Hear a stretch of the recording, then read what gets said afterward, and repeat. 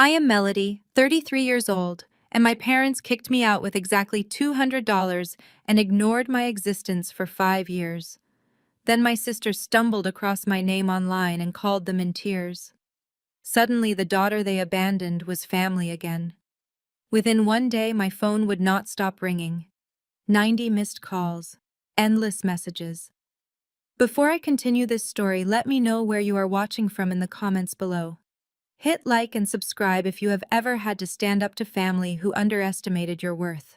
I sat in the sterile, ultra-exclusive VIP lounge at JFK Airport. The heavy glass doors sealed away the noise of the main terminal, but they could not block the digital avalanche happening right in the palm of my hand. My phone vibrated against the polished mahogany table. It had been vibrating constantly since my flight landed an hour ago. The screen lit up with another incoming call from my mother, Patricia. I watched her name flash until the call went to voicemail, joining the 90 other missed calls logging in my notification center. A new text message pushed its way to the top of the screen. It was from Patricia. "Melody, we know you are in New York. We are family. How could you hide a $150 million company sale from us? Call me back right now." I did not reply. Instead, I rubbed my thumb over a faded white scar on my right knuckle. The skin there was permanently raised, my body physically remembering the night I had to drag a broken suitcase down our long gravel driveway in the pouring rain. My parents had stood on the porch with their arms crossed, watching me bleed and struggle without offering a single ounce of help. They told me I was a failure who brought nothing but shame to their perfect suburban image. I was 28 years old, then completely broke and entirely alone. I opened my designer wallet and slid 2 fingers into a hidden zippered compartment. I pulled out a crumpled, faded piece of paper. It was a check for exactly $200 signed by Patricia. It was the only thing she threw at me the night they changed the locks. She told me to use it to buy a bus ticket as far away from their pristine reputation as possible. I never cashed it. I kept it as a daily reminder of exactly what my family thought my life was worth. I picked up the hardcover business book sitting next to my coffee cup and deliberately placed the $200 check between the pages, using it as a bookmark. I took a slow sip of my black coffee. The bitter taste grounded me. For 5 years, they had not sent a single text for my birthday or Thanksgiving. Now, the moment Forbes published an article about Aegis Chain, the logistics software company I built from the ground up, they were desperately trying to play the role of a loving family. My logistics platform had just secured a massive buyout deal, and suddenly Patricia and my father Richard wanted to play happy family. They wanted access to the wealth they never believed I could achieve. The heavy lounge doors swung open. My executive assistant Camille rushed toward my table. Her heels clicked sharply against the marble floor and her face was pale. She bypassed the luxury buffet and the complimentary champagne, heading straight for me. She did not even bother saying hello. She just slid her iPad across the table directly in front of me. She said, her voice tight with urgency.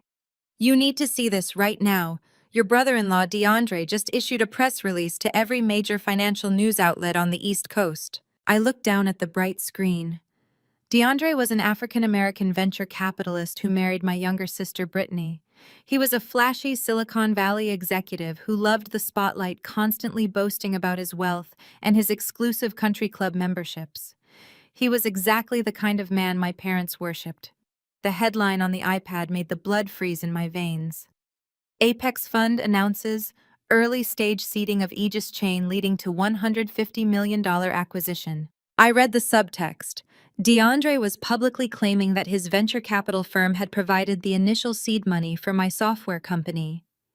He was telling the entire financial world that my success was actually his success. He was completely manufacturing a narrative where he was the mastermind behind my logistics empire. He was trying to steal the credit for 5 years of my blood, sweat, and sleepless nights. My company, Aegis Chain, revolutionized business-to-business supply chain management. I wrote the initial code in a tiny, unheated apartment while working double shifts at a diner. I pitched to 50 different investors and was rejected by all of them, including DeAndre. He had laughed me out of his office 4 years ago, calling my software a useless spreadsheet. Now that a major tech giant was acquiring a large stake for $150 million, DeAndre was suddenly trying to rewrite history. My phone buzzed again. This time it was a text from my sister Brittany. DeAndre just sent out the press release. We are so proud to be the financial backers of your little tech project. We are coming to your penthouse tonight to celebrate our combined success. Have your security let us up. I read Brittany's message twice. She was actually treating my life's work like a joint family venture. 5 years ago, Brittany had stood in the hallway of our parents' house and laughed while I packed my bags. She had eagerly claimed my bedroom for her designer shoe collection before I was even out the front door. Now she wanted to waltz into my penthouse and claim my company. I slowly pushed the iPad back toward Camille. My eyes narrowed as I looked out the massive airport windows at the sprawling New York skyline. They did not just want to pretend we were a happy family. They wanted to consume everything I had built. They wanted to steal my narrative and my assets. Camille looked at me, waiting for instructions. Should I contact our legal team to draft a cease and desist? No, I told Camille, my voice dropping to an icy calm. A piece of paper will not stop people who feel entitled to my life. Cancel my afternoon meetings and arrange my car. We are going straight to the penthouse. The war has officially begun. The tires of my town car glided to a smooth halt outside my Tribeca building. The ride from the airport had been a tense blur of New York traffic and rapid-fire emails to my legal team. Camille walked a step behind me as we entered the grand lobby. It was a space designed for absolute privacy, featuring imported Italian marble, soundproof acoustic paneling, and a 24-hour security detail that cost more than my first startup. But the moment the heavy glass doors sealed shut behind me, the pristine quiet was completely shattered. Waiting directly in front of the private elevator bank was my entire estranged family. Patricia stood front and center. She wore a tailored cream pantsuit that screamed of desperately trying to look wealthy, her neck draped in pearls I knew she had bought on credit. Richard paced behind her, checking his reflection in the mirrored walls, wearing a flashy watch he could not afford. And then there was Brittany.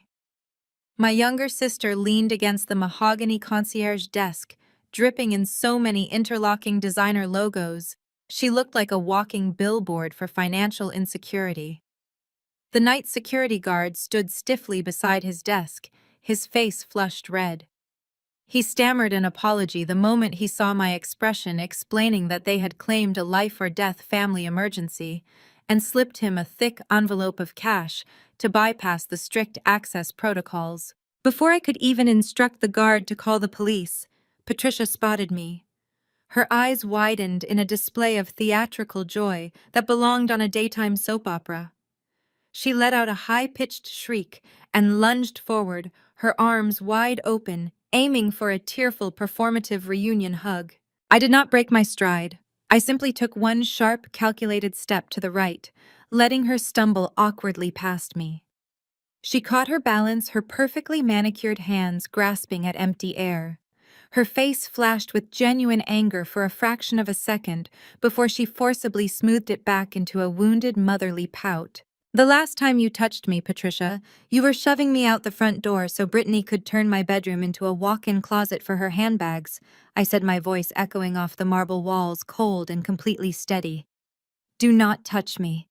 Patricia gasped, placing a hand over her heart as if I had physically struck her. Melody, how can you say such terrible things? We came all this way because we missed you so much. We are your family. We have been worried sick about you for years. Richard puffed out his chest and marched forward deliberately, stepping between me and the elevator doors to block my path. He pointed a thick finger at my face, reverting instantly to the tyrant who used to terrorize our household. You will speak to your mother with respect. We raised you. We fed you. We put a roof over your head for 2 decades. You drop out of school, humiliate this family, disappear for 5 years. And now you think you can treat us like garbage just because you finally made a few dollars. I looked at the finger pointing in my face. I remembered that exact finger jabbing my shoulder the night they kicked me out, pushing me backward down the porch steps while telling me I would end up in a gutter. You put a roof over my head until I was no longer a convenient prop for your country club dinners, I replied, staring him down until he blinked first. You fed me leftovers while Brittany got private chefs for her sweet 16.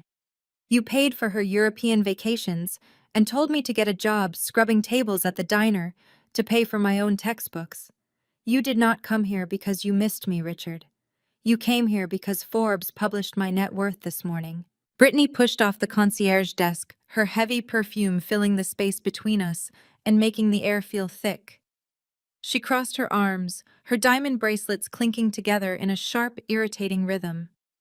The fake sisterly act she had probably rehearsed in the car completely vanished. Her face twisted into a mask of pure, ugly rage, exposing the spoiled child she had always been. "Oh, drop the victim act, Melody," Brittany snapped, stepping closer and sneering. "You always were a dramatic loser. You owe us. DeAndre says your software company is just a fluke anyway. He says you probably got lucky or stole the code. We need $2 million cash by Friday to close on a new mega mansion in the Hamptons.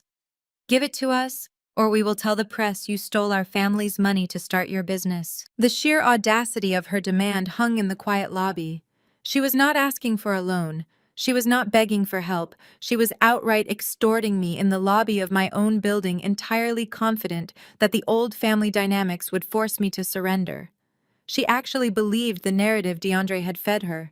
She believed I was still the terrified 28-year-old girl they had thrown away, someone who could be bullied into writing a 7-figure check just to avoid a public scandal. They thought they had me cornered. They thought the threat of bad press would make me crumble. I let out a laugh. It started as a low chuckle and built into a genuine echoing laugh that bounced off the marble walls of the lobby. Brittany flinched, her manicured hands dropping to her sides. She had expected fear. She had expected me to crumble, to pull out a checkbook to silence her empty threats. My laughter completely dismantled her rehearsed intimidation. "You think this is funny?" Brittany shrieked, her voice cracking. Her face flushed a blotchy red, completely ruining her polished aesthetic. DeAndre has the press on speed dial. One call from him, and your entire reputation is ruined. We will tell everyone you stole from Dad's retirement fund to build your company. I stopped laughing and looked her dead in the eye. "Tell them," I said, my voice dropping to a dangerous calm. "Call the Wall Street Journal right now. Tell them I stole from a retirement fund that Richard liquidated 10 years ago to pay off your credit card debt. Let us see how quickly their fact-checkers rip your husband's reputation to shreds." Richard stepped forward, shoving Brittany aside. He puffed out his chest, trying to physically intimidate me, just like he did when I was a teenager. His face was purple with rage, the veins pulsing in his neck. He abandoned Brittany's extortion angle and immediately pivoted to his favorite weapon, parental guilt. "You listen to me right now," he bellowed, pointing that thick finger at my face again. "I mortgaged my entire life to raise you. I paid for your food, your clothes, the roof over your head for 2 decades. You were a difficult, stubborn child who brought nothing but stress into my house. You owe me for every single breath you took under my roof. I am your father, and my financial investment in you is due. You have hundreds of millions of dollars now. $2 million for your sister's house is a fraction of what you owe this family for raising you." He took another step forward, entering my personal space, his breath smelling of cheap mints and stale coffee. I did not step back. I did not flinch. I just stared at him, observing the sheer delusion of a man who thought kicking his daughter into the street with $200 constituted a financial investment. I did not argue. I did not try to reason with a man who lived in an alternate reality. I simply turned my head toward the security guard standing nervously by the desk. "Call them up," I commanded. The guard immediately pressed the emergency button under his desk. The heavy steel doors of the service elevator slid open instantly. 4 private security guards stepped out, their expressions completely neutral. They moved with swift, silent efficiency. "Escort these trespassers off the premises," I told the head guard. "If they resist, call the police and press charges for extortion and trespassing." Patricia let out a theatrical gasp, clutching her pearls. "You are calling security on your own mother. You are having us thrown out like criminals. After we came all this way to celebrate your success." The guards did not wait for my response. 2 of them flanked Richard, grabbing him firmly by the arms. For a second, Richard looked completely stunned. He had never been manhandled in his life. He was used to being the loudest, most intimidating person in the room. When the reality set in that he was being physically removed from my building, his polished country club demeanor completely disintegrated. "Get your hands off me," Richard roared, thrashing wildly against the guards. He dug the heels of his expensive loafers into the marble floor, trying to stop them from dragging him toward the exit. "This is exactly why you dropped out!" Richard screamed, his voice echoing violently through the lobby. "You have never respected authority. You have never known your place. You think you are so smart, but you are nothing without us. We gave you tough love 5 years ago. We pushed you out of the nest. That tough love made you rich, you ungrateful brat. If we had not kicked you out, you never would have built that company. You owe your entire empire to us. We made you a billionaire." Brittany was screaming right alongside him as another guard steered her toward the glass doors. She was thrashing her designer bags, swinging wildly, yelling about her Hamptons mansion and how I was ruining her life. Patricia trailed behind them, sobbing loudly, playing the ultimate victim for anyone who might be watching through the street-level windows. I stood completely still in the center of the lobby. I did not raise my voice. I did not offer a rebuttal. I simply turned my back on them. I walked toward the floor-to-ceiling windows, looking out at the glittering lights of the Manhattan skyline, letting their screams fade into meaningless background noise. The heavy gold-plated elevator doors finally slid shut, cutting off Richard's frantic yelling and Brittany's hysterical demands. The sudden silence in the lobby was absolute and incredibly satisfying. The air felt lighter. I let out a slow, steady breath. I had survived the ambush. But I knew this was only the opening skirmish. People like my parents and sister never stopped until they got what they wanted, or until they were completely destroyed. Suddenly, the silence was broken by the sharp, persistent buzzing of my phone in my hand. I looked down at the glowing screen. The caller ID flashed a name I had not seen in years, but one I knew was currently orchestrating this entire circus. DeAndre. He was not waiting for his wife to report back. He wanted to deliver his demands directly. I stared at the screen for a moment, letting it ring.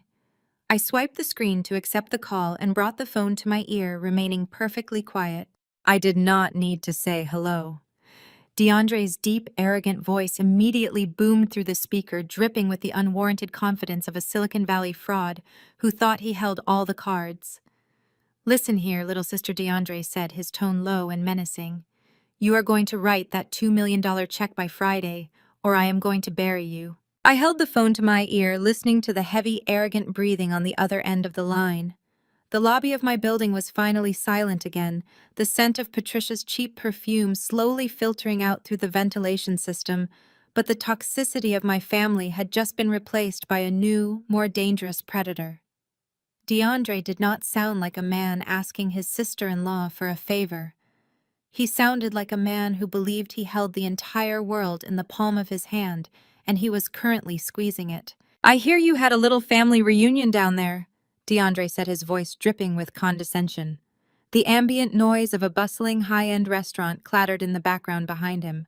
I could hear the clinking of crystal glasses and the low hum of expensive networking. "Brittany just texted me from the car. She is very upset, Melody.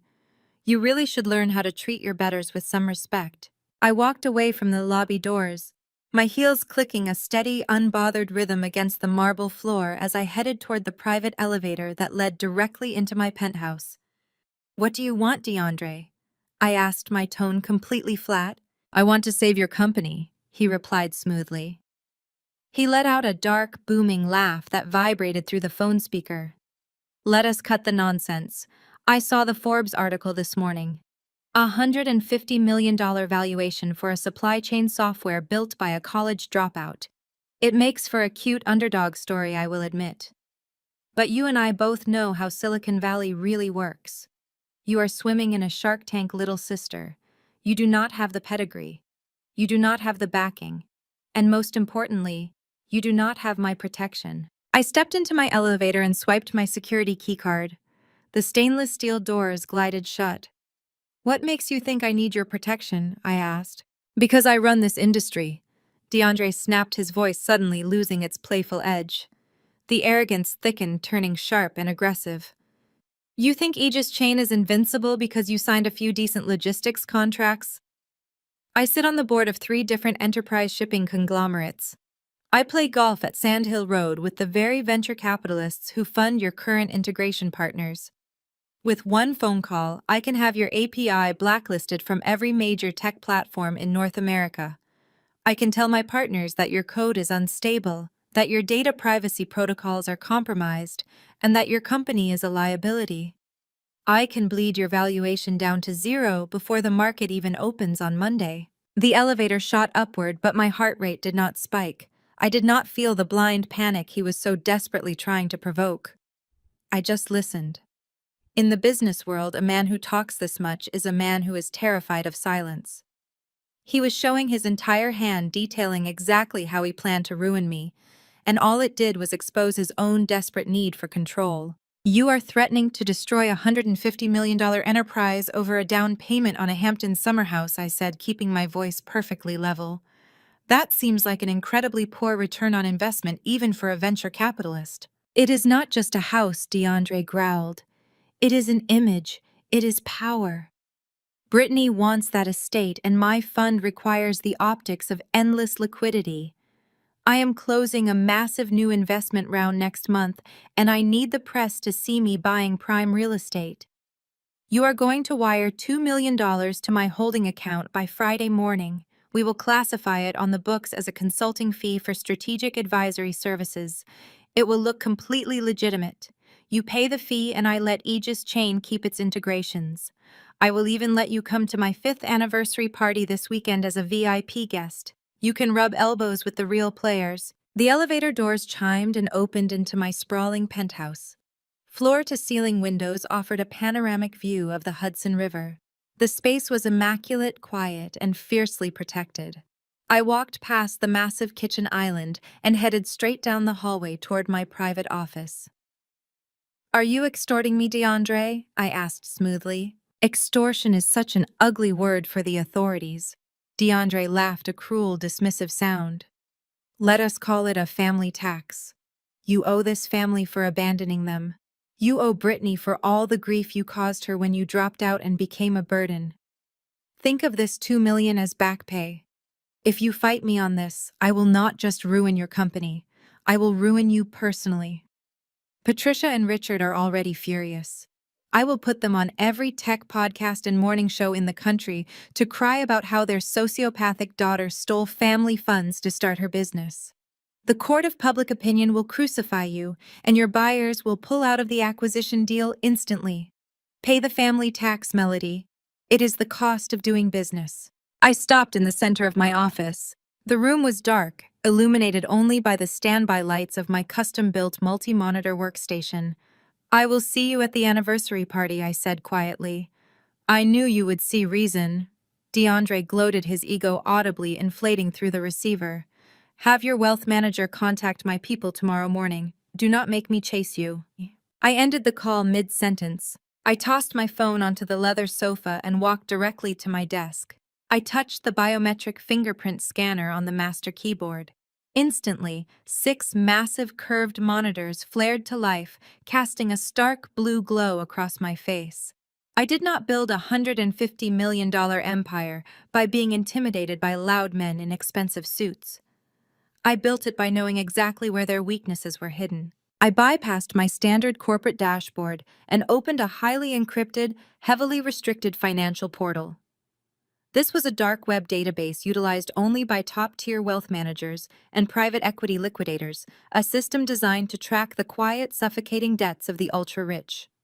I typed a specific query into the command line, my fingers flying across the mechanical keyboard with practiced speed. I bypassed the public relations shell of DeAndre's venture capital firm and dug straight into the corporate filings, tracing the hidden lines of credit, the leveraged assets, and the offshore holding companies.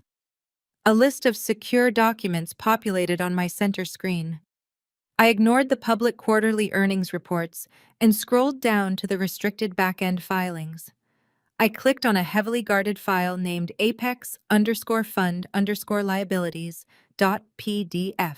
The document opened, filling my screen with columns of red numbers, defaulted loan warnings, and toxic debt structures. I scanned the data, my eyes tracking the massive hemorrhaging financial holes that DeAndre had desperately hidden from his investors, from his wife, and from the press. He was not a billionaire kingmaker. He was a man standing on a trapdoor with a rope around his neck, and he had just handed me the lever. I leaned back in my ergonomic chair, the blue light reflecting in my eyes, as I pulled up the contact information for the primary debt holder of his entire firm. A slow, genuine smile finally broke across my face. "Let us see how much power you really have, DeAndre," I murmured to the empty room. 2 days later, the atmosphere inside the Aegis Chain boardroom was electric with controlled tension. I sat at the head of the long glass table surrounded by my executive team.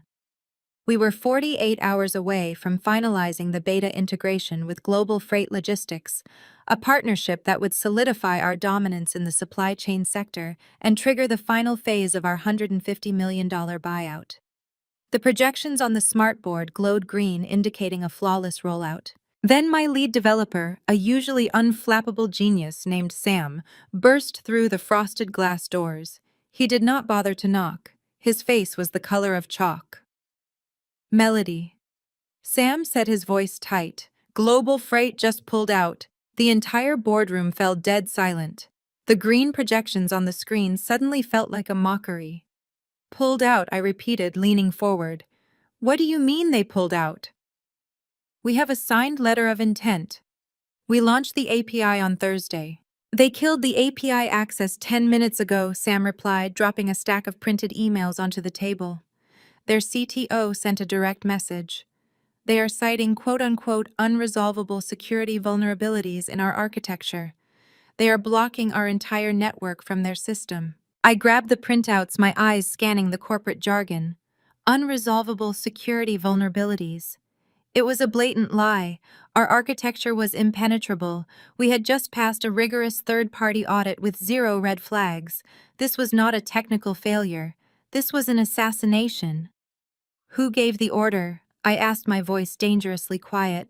Sam swallowed hard. "That is the weird part. It did not come from their tech department. The order came straight down from their board of directors, specifically an executive directive from their chairman, Arthur Vance." Arthur Vance. The name echoed in my head, triggering a very specific memory. Arthur Vance was a notorious old-school billionaire, a fixture in the New York elite, and more importantly, a prominent member of the ultra-exclusive Westchester Country Club. The exact same country club where DeAndre spent his weekends schmoozing and playing golf with men twice his age. "Get me a connection map." I ordered, my team standing up from the table. "I want every mutual link between Arthur Vance and DeAndre's venture capital firm on my desk in 5 minutes. Do not leave this room until I know exactly how deep this goes." I marched back to my private office, my mind racing. DeAndre was not just throwing tantrums in my lobby. He was actively weaponizing his network to choke my business. He was bleeding me, squeezing the main artery of my revenue to force me to write that $2 million check for Brittany's mega mansion. He thought that if he panicked my investors and stalled my buyout, I would capitulate to his extortion. My lead financial analyst, a sharp-eyed woman named Elena, followed me into the office. She carried a thick, encrypted tablet. "You were right to trace the country club connections," Melody, Elena said, setting the tablet on my desk. "DeAndre played 18 holes with Arthur Vance yesterday afternoon. Whatever he told Vance, it was enough to spook Global Freight into breaching our contract. But while I was digging into DeAndre's network, I found something else. Something you need to see." "Show me," I commanded. Elena pulled up a complex web of financial data, navigating through the exact restricted portal I had accessed 2 nights ago. She bypassed the standard corporate filings and dove straight into the hidden liabilities of DeAndre's fund, Apex. "DeAndre has been parading around Silicon Valley claiming his fund is managing $500 million in assets." Elena explained, her finger tracing a series of red lines on the screen. "But his liquid capital is a complete illusion. He leveraged his entire portfolio on a series of aggressive, high-risk tech startups last year. Every single one of them tanked." I stared at the numbers, the reality of DeAndre's situation coming into sharp focus. "He is over-leveraged," I stated. "Massively," Elena confirmed. He is currently drowning in $15 million of toxic hidden debt. And here is the kicker. He has a margin call coming due this Friday. If he does not inject a minimum of $2 million of liquid cash into his primary holding account by close of business on Friday, his primary lender is going to trigger a total liquidation of his assets. The pieces fell perfectly into place. The sudden desperate demand for $2 million, the frantic ambush in my lobby, the aggressive sabotage of my company. It had absolutely nothing to do with buying a Hamptons mansion for Brittany. That was just the glamorous excuse they sold to my parents to keep up appearances. DeAndre was bankrupt. He was hours away from complete financial ruin, and he was trying to use my company as a piggy bank to save his own neck. Elena looked at me, waiting for my reaction. "He is trying to force you to pay his margin call," she said. "He is holding your global freight deal hostage until you wire the money. If we do not fix this API issue, our buyout could stall. Do we contact legal? Do we try to settle with him?" I looked at the framed $200 check sitting on my desk. 5 years ago, they had thrown me away because I was a financial burden. Now the golden son-in-law was secretly begging for his life, and he thought he could bully me into saving him. "No," I said, a slow, predatory smile touching my lips. "We do not settle. We do not call legal. DeAndre wants to play venture capitalist. Let him play." I turned back to Elena. "Trace the shell company that holds DeAndre's $15 million debt. I want to know exactly who owns the paper on his life." The booming, hyper-energetic voice of shock jock Tyler Vance echoed through the surround sound speakers of my Tribeca penthouse office. On the massive 80-inch monitor mounted to the far wall, the live video feed of the Morning Grind podcast was playing in high definition. Sitting across from Tyler, looking completely out of place in the neon-lit, soundproofed recording studio, were my parents. Patricia held a crumpled tissue in her hand, dramatically dabbing at her perfectly dry eyes. She wore a faded, oversized cardigan that I knew for a fact she had bought specifically for this broadcast to look destitute. Richard sat beside her with his shoulders slumped forward, playing the role of a defeated, broken old man. "So let me get this straight," Tyler said, leaning aggressively into his studio microphone. "Your daughter, the tech billionaire, the absolute genius behind Aegis Chain, is sitting in a luxury Manhattan penthouse right now, while you two are struggling to pay for basic groceries." "It breaks my heart," Patricia whimpered. She looked directly into the camera lens, her voice trembling with practiced theatricality. "We sacrificed everything for Melody. We drained our savings to support her dreams. We gave her the foundation she needed. And the moment she got that massive buyout money, she turned her back on us. She had armed security drag her own father out of her building just for trying to give her a hug." Richard shook his head, looking down at his hands as if carrying the weight of the world. "We raised a sociopath, Tyler. She stole directly from my retirement fund to write her first line of code. We are on the verge of losing our family home, and she will not even return our phone calls. It is not about the money for us. It is about the absolute lack of human empathy. We just want our daughter back." I took a slow, deliberate sip of my black coffee, watching the live viewer count on the screen tick rapidly upward. 100,000 concurrent viewers, 150,000, 200,000. They had timed this execution perfectly. DeAndre had clearly realized his back-end sabotage of the global freight deal was not enough to make me instantly capitulate to his $2 million extortion demand. He knew I was tracing the source of the blocked API, so he deployed my parents as his public relations strike team. He was feeding them the exact narrative required to tank my public image, hoping the pressure would force me to write the check to make them disappear. The heavy oak doors of my office suddenly flew open. Marcus, my director of public relations, rushed into the room looking like he had just sprinted through midtown traffic in a wool suit. His tie was loosened, his forehead was slick with sweat, and he was clutching his iPad so tightly his knuckles were stark white. He did not even wait for the doors to close behind him before he started talking. "Tell me you are watching this," Marcus said, gesturing frantically at the screen on the wall.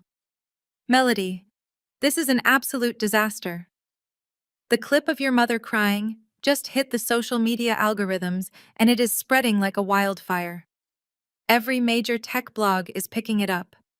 The narrative is spinning entirely out of our control. I did not mute the television. I let Richard's fabricated sob story continue to play in the background. What are the numbers, Marcus? I asked, my voice calm. Chain stock is down 3.2% since the market opened this morning, he replied, swiping furiously on his tablet. Retail investors are getting spooked by the optics. We are days away from finalizing a $150 million acquisition.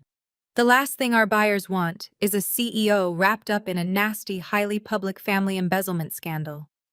The board of directors is already lighting up my phone. Marcus stepped closer to my desk, his voice dropping to a desperate pleading register. We need to issue a cease and desist immediately. I have the legal team on standby ready to draft a gag order. Or better yet, we just settle. Whatever they are asking for, just write the check. 2 million, 5 million, it literally does not matter. It is a drop in the bucket compared to what we stand to lose if this acquisition deal falls through. We have to shut them up today before the market closes. I set my coffee cup down on the pristine glass surface of my desk. I looked at Marcus, observing his textbook corporate panic. He was reacting exactly the way DeAndre and my parents expected me to react. They were banking heavily on my fear of a public scandal. They assumed I would throw money at the problem just to make the noise go away. They thought they had me cornered. If we issue a cease and desist, Marcus, we validate their claims, I explained. My voice remained perfectly steady against the backdrop of my mother's televised wailing. A gag order tells the public that we have something to hide. It tells the media that my parents are telling the truth and I am using my corporate wealth to silence them. It makes me look exactly like the villain they claim I am. But the stock, Marcus protested, pointing at his screen again. We are actively bleeding valuation. Let it bleed, I said flatly. Marcus stared at me as if I had just lost my mind. Melody, they are calling you a sociopath on a nationally syndicated broadcast. They are claiming you stole their retirement funds. They are ruining you. No. Let the interview trend. Let them feel invincible. I picked up a sleek metal stylus and tapped a command onto my secondary monitor. I brought up our internal social media analytics dashboard, bypassing the standard public metrics to look at the raw data flow. I do not want you to send a cease and desist, Marcus. I instructed, my eyes locked on the rising viewer count of the podcast. I want you to use our shadow PR networks to amplify that podcast. Marcus blinked, wiping a bead of sweat from his temple. Excuse me. I want you to boost their signal, I commanded. Buy trending hashtags. Push the video clips to mainstream news outlets. Feed the algorithm everything it needs to make this explode. Make my parents the #1 most viral story on the internet by noon. Marcus swallowed hard, his panic giving way to deep confusion. You want me to help them smear you? They think they are backing me into a corner. I said, a cold smile finally forming on my lips. But they are just climbing higher onto a public pedestal. The higher they climb, the harder the fall is going to be when I pull the rug out from under them. DeAndre is watching this broadcast right now, sitting in his fancy office thinking he has won. He thinks his margin call is safe. I want him to feel completely relaxed. I want him to think I am defeated. Marcus looked at the screen, then back at me, slowly nodding as the strategy began to click in his mind. We are fattening the calf, he murmured. Exactly, I said. We are fattening the calf for the slaughter. Now go make them famous. I dismissed Marcus with a wave of my hand. As he backed out of the office, his posture straightening with a new sense of mission, I turned my attention back to my workstation. I pulled up the encrypted file named apex_fund_liabilities.pdf. DeAndre desperately needed $2 million to avoid a catastrophic margin call on $15 million of hidden debt. He thought he could extort that money from me using my family as leverage. He was about to learn that in the world of high finance, leverage works both ways. The heavy glass doors of my executive suite did not just open, they were shoved apart with enough violent force to send them bouncing off their hydraulic hinges. My assistant Camille stumbled backward into the room, her face flushed with indignation, holding her hands up in a futile attempt to block the entrance. She had been completely bypassed by a man who believed that security protocols applied to everyone but him. DeAndre marched into the center of my office. He was flanked by a tall, sharp-featured man wearing a bespoke charcoal pinstripe suit and carrying a massive leather briefcase. DeAndre looked immaculate at first glance, dressed in his signature Silicon Valley venture capitalist uniform of a tailored blazer over a crisp, expensive t-shirt. But up close, the illusion fractured. His jaw was clenched so tight the muscles twitched, and dark, heavy bags bruised the skin under his eyes. The crushing weight of his hidden $15 million debt was radiating off him in waves of nervous, aggressive energy. He did not ask for a seat. He did not offer a greeting. He simply stepped up to my mahogany desk, planted his palms flat against the polished wood, and leaned forward to cast a shadow over my workspace. The lawyer stepped forward with predatory smoothness. He unlatched his briefcase, pulled out a thick, bound legal document, and dropped it directly onto my desk. The heavy thud of the paper hitting the wood echoed sharply in the quiet room. "You have been served, Melody," the lawyer said, his voice carrying the practiced theatrical grit of a man used to intimidating people into submission. "I represent Apex Fund. This is a formal intellectual property lawsuit accompanied by a petition for an immediate emergency injunction against Aegis Chain." I did not touch the document. I kept my hands folded neatly in my lap, leaning back in my ergonomic chair. "An intellectual property lawsuit," I repeated, keeping my tone entirely conversational. "On what grounds?" DeAndre let out a short, harsh bark of laughter. He pushed himself off the desk and began pacing the length of my office, trying to project total dominance over the space. "On the grounds that you are a thief," he snapped. "During the early days of your little startup phase, my firm evaluated your initial code. We are claiming that the core logistics algorithm powering Aegis Chain was directly lifted from the proprietary architecture of a failed supply chain platform my fund seeded 3 years ago. We are claiming you stole the blueprints to build your empire. It was a complete and utter fabrication. We both knew it.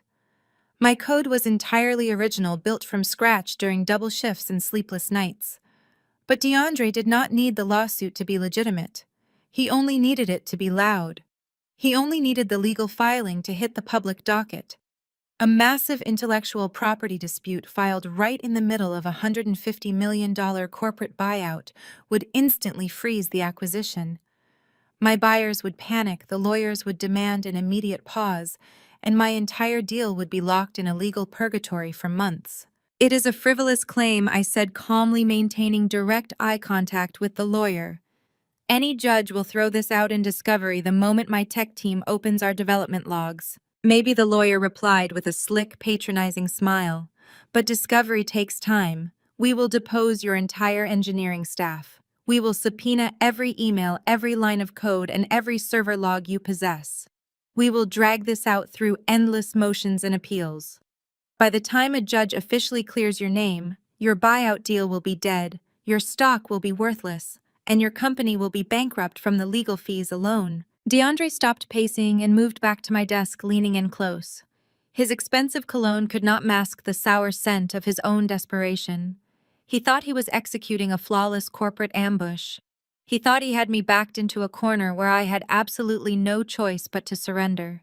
He was completely unaware that I had spent the last 48 hours mapping out every single toxic liability in his holding accounts. "The price has gone up.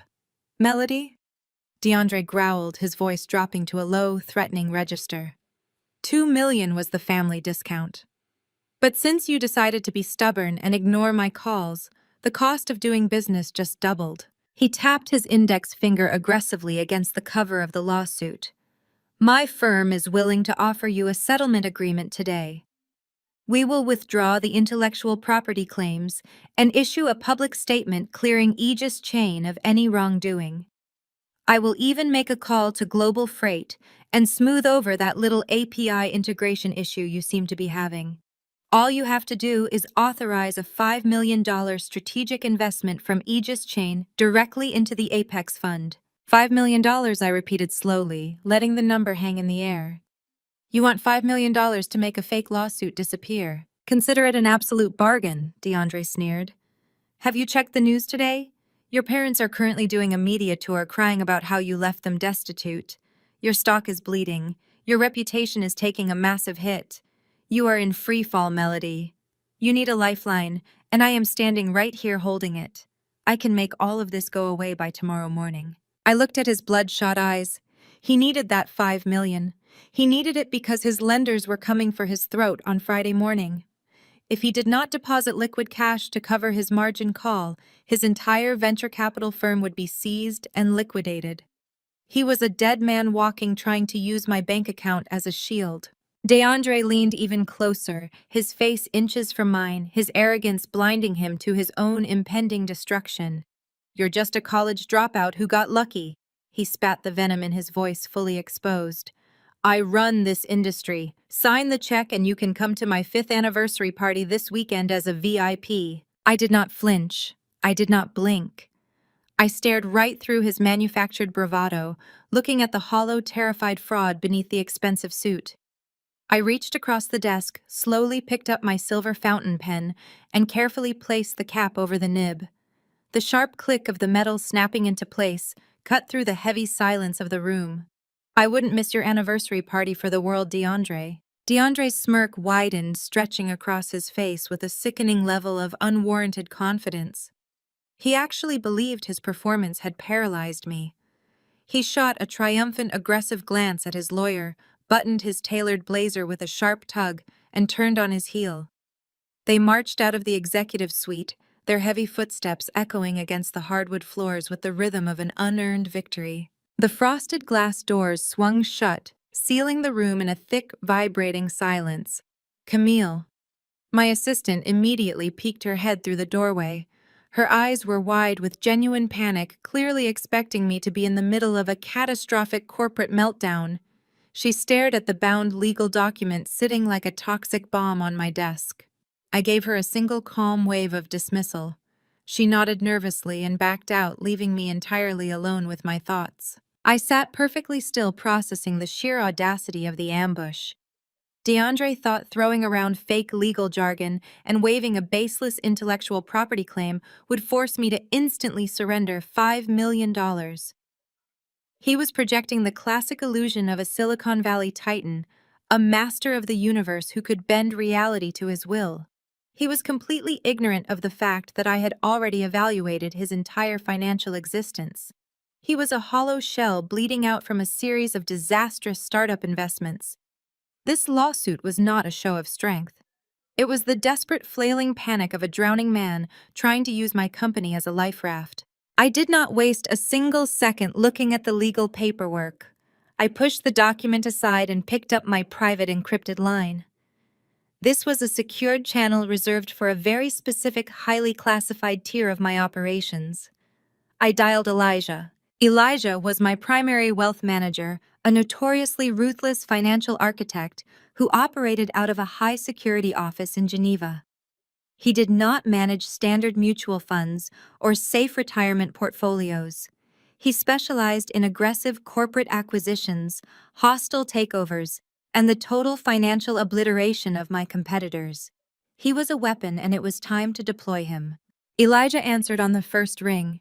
He did not offer a polite greeting or engage in small talk. He simply stated my name, his voice crisp, alert, and ready for instruction. I gave him the situation in precise clinical detail. I informed him about the sudden intellectual property lawsuit, the $5 million extortion attempt, and DeAndre's impending margin call on Friday. I explained that my parents were currently running a synchronized public relations smear campaign to apply maximum pressure, hoping I would panic and write a settlement check to make the noise disappear. I heard the rapid clacking of a mechanical keyboard through the receiver. Elijah was already pulling up the Apex Fund's data profile, moving faster than any conventional analyst. He confirmed the earlier findings with absolute precision. DeAndre had recklessly leveraged his entire firm against a portfolio of dead-end tech startups. The $15 million debt was held by a boutique private equity firm operating through an obscure shell corporation registered in Delaware. They held the paper on DeAndre's life. If his massive margin call was not met by the close of business on Friday, that Delaware shell company had the absolute legal right to trigger a total default. They could liquidate the Apex Fund down to the office furniture, seizing every remaining asset DeAndre claimed to own. "We are not playing defense on this, Elijah," I commanded, my voice dropping to a cold, unwavering register. "I want you to completely bypass standard acquisition protocols. Skip the 30-day risk assessment. Skip the board review. Ignore the traditional due diligence procedures. I want you to contact that Delaware shell company right now. We are going to buy them out today. We are going to purchase the exact entity that holds the primary debt for DeAndre's venture capital fund." There was a rare heavy pause on the other end of the line. Elijah was a financial predator, but he was a meticulous one. He calculated risk down to the decimal point, and my order was entirely off the charts. Melody Elijah began, his tone laced with serious professional caution.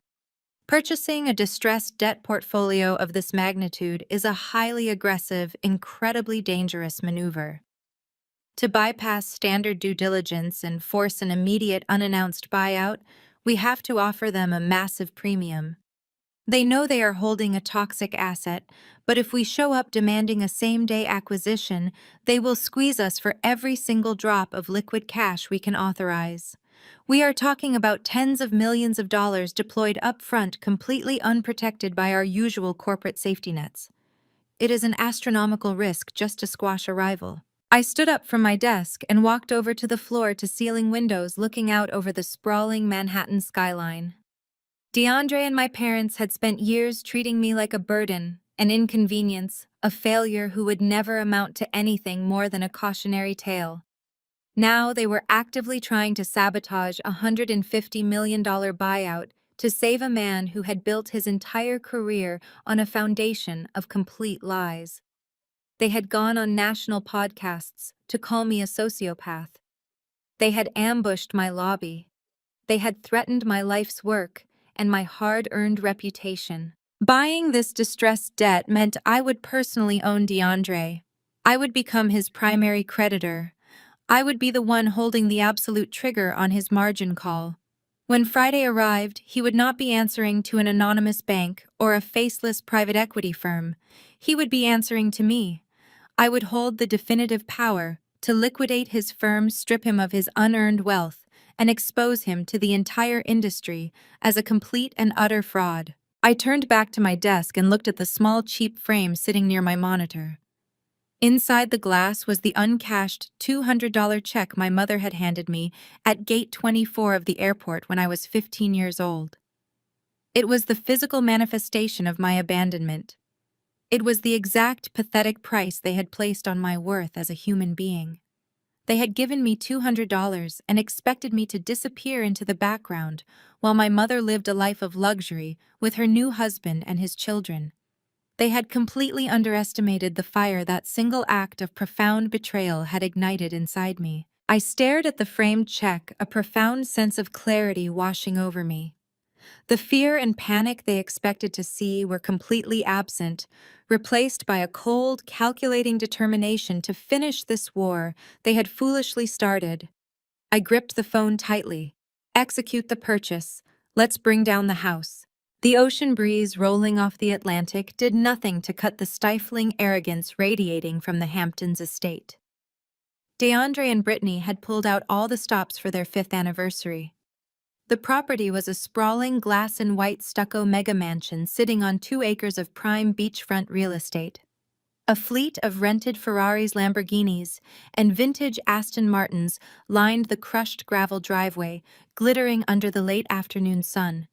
It was a flawless projection of elite status. It was also a complete mirage. My financial team had pulled the property records yesterday afternoon, right after I got off the phone with Elijah.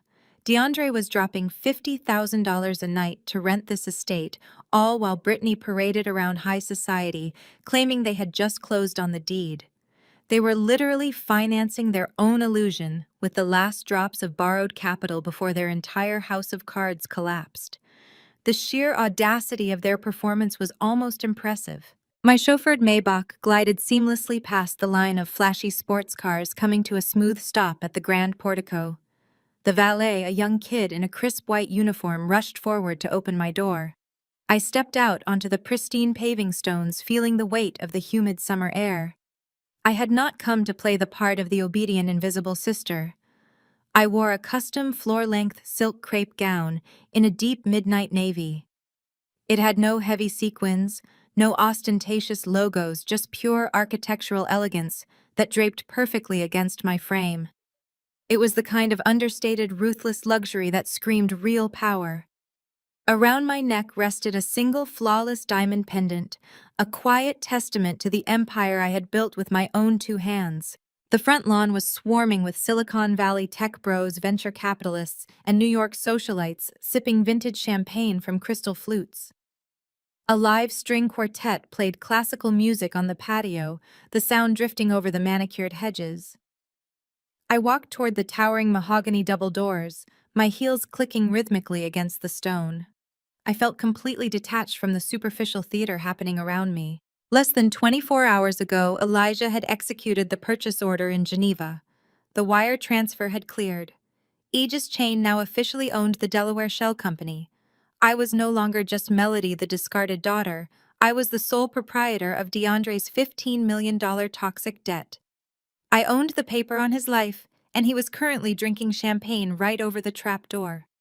I was the apex predator in a yard full of oblivious prey. Before my hand could even brush the heavy brass handle of the front door, a sharp manicured grip clamped down hard on my bare bicep. The polished acrylic nails dug painfully into my skin. I did not flinch. I did not gasp. I simply turned my head to meet the furious glaring eyes of my mother. Patricia looked utterly frantic beneath her heavy layer of flawless camera-ready makeup. She wore a beaded champagne gown that was trying far too hard to look youthful and opulent. The diamonds on her wrists flashed aggressively in the sunlight. "What do you think you are doing?" Patricia hissed, her voice dropping to a toxic, venomous whisper so the nearby socialites would not overhear. Her grip tightened, her knuckles turning white with exertion. She yanked me roughly toward the shadow of a massive stone pillar, pulling me out of the direct line of sight of the main party. I looked down at her hand clamped around my arm, then slowly brought my gaze back up to her eyes. The sheer entitlement radiating from her was suffocating. "You have a lot of nerve showing your face here today," Patricia spat, her eyes darting nervously toward the front doors to ensure no one was watching her behavior. "After what you put us through, making us go on that podcast to defend ourselves against your corporate bullying. And look at you." She swept a highly critical, disgusted gaze over my custom silk gown. "You shouldn't have worn that. You look like you're trying to upstage your sister." She stepped closer, her perfume cloying and sweet. "This is Brittany and DeAndre's moment. They are celebrating a massive milestone, and you show up looking like you own the place. You are not the star of this family, Melody. Remember your place." I stared at the woman who had birthed me. This was the woman who had gone on national television just days ago to cry fake tears and call me a sociopath. This was the woman who had happily lived off my stolen retirement funds and was now actively participating in her fraudulent son-in-law's extortion scheme. She still believed she held the reins. She still thought she could physically grab me and shrink me down into the quiet, obedient little scapegoat she needed me to be to maintain her false reality. She looked at my success not with pride, but with deep venomous resentment because it proved her narrative wrong. I gently but forcefully peeled her fingers off my arm, taking a deliberate step back. I smoothed out the invisible wrinkle in my silk sleeve, my expression remaining a mask of absolute calm. "I am exactly where I belong." "Mother," I said, my voice cold and perfectly level. I would not let her see even a fraction of an inch of weakness. Patricia sneered, her face contorting with absolute disgust. The mask of the loving, aggrieved mother she played for the cameras melted away completely, leaving only the bitter, resentful woman beneath. She turned away from me and snapped her fingers sharply at a passing valet. "You!" she barked, pointing a rigid finger at the young man. "Take my daughter around the back. She's sitting with the catering staff." The young valet froze, his eyes darting frantically between my mother's furious diamond-clad pointing finger and my completely unbothered expression. He was just a kid, probably a local college student working a summer job, and he clearly did not want to be caught in the crossfire of a high-society family execution. I gave him a brief, reassuring nod, silently giving him permission to obey her absurd command. I did not need to fight Patricia on the front steps of a rented mansion.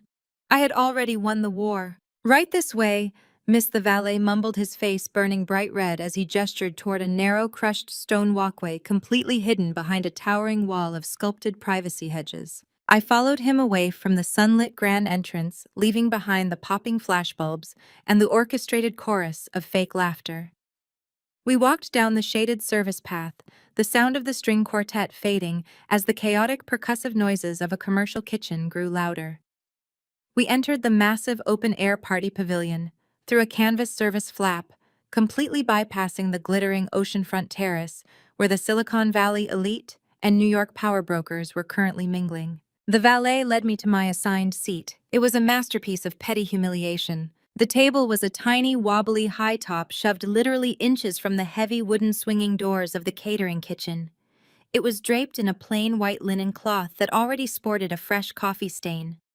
Directly in front of the table, blocking almost my entire view of the main dining floor, was a massive, gaudy floral arrangement of white orchids and weeping willow branches. It was a designated blind spot. Every time a waiter rushed past me to push through the swinging doors, a blast of hot, humid air smelling of seared scallops and clarified butter washed over my silk gown. I took my seat, gracefully adjusting the drape of my custom dress. I did not feel humiliated. I felt an overwhelming sense of profound cold clarity. Through the narrow gaps in the towering orchid arrangement, I had a perfect, undetected vantage point of the entire pavilion. The contrast between my shadowed corner and the blinding excess of the VIP section was staggering. The head table sat elevated on a temporary staging dais, draped in imported silk and covered in hundreds of lit crystal votives. Brittany sat at the absolute center, playing the role of the triumphant tech royalty wife. She was squeezed into a heavy gold sequined dress that caught the light aggressively with every movement.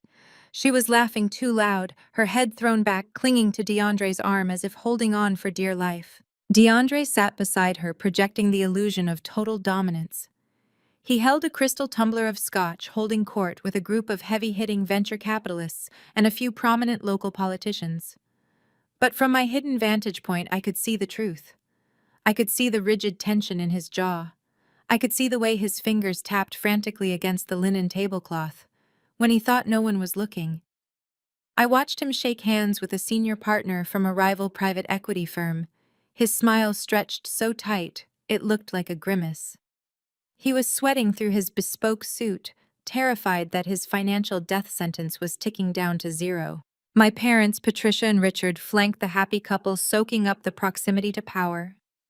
They nodded enthusiastically at everything the investors said, desperate to validate their own status by association. They were entirely oblivious to the fact that they were worshipping at the altar of a man who was $15 million in the red. I sat back in my chair, entirely at peace.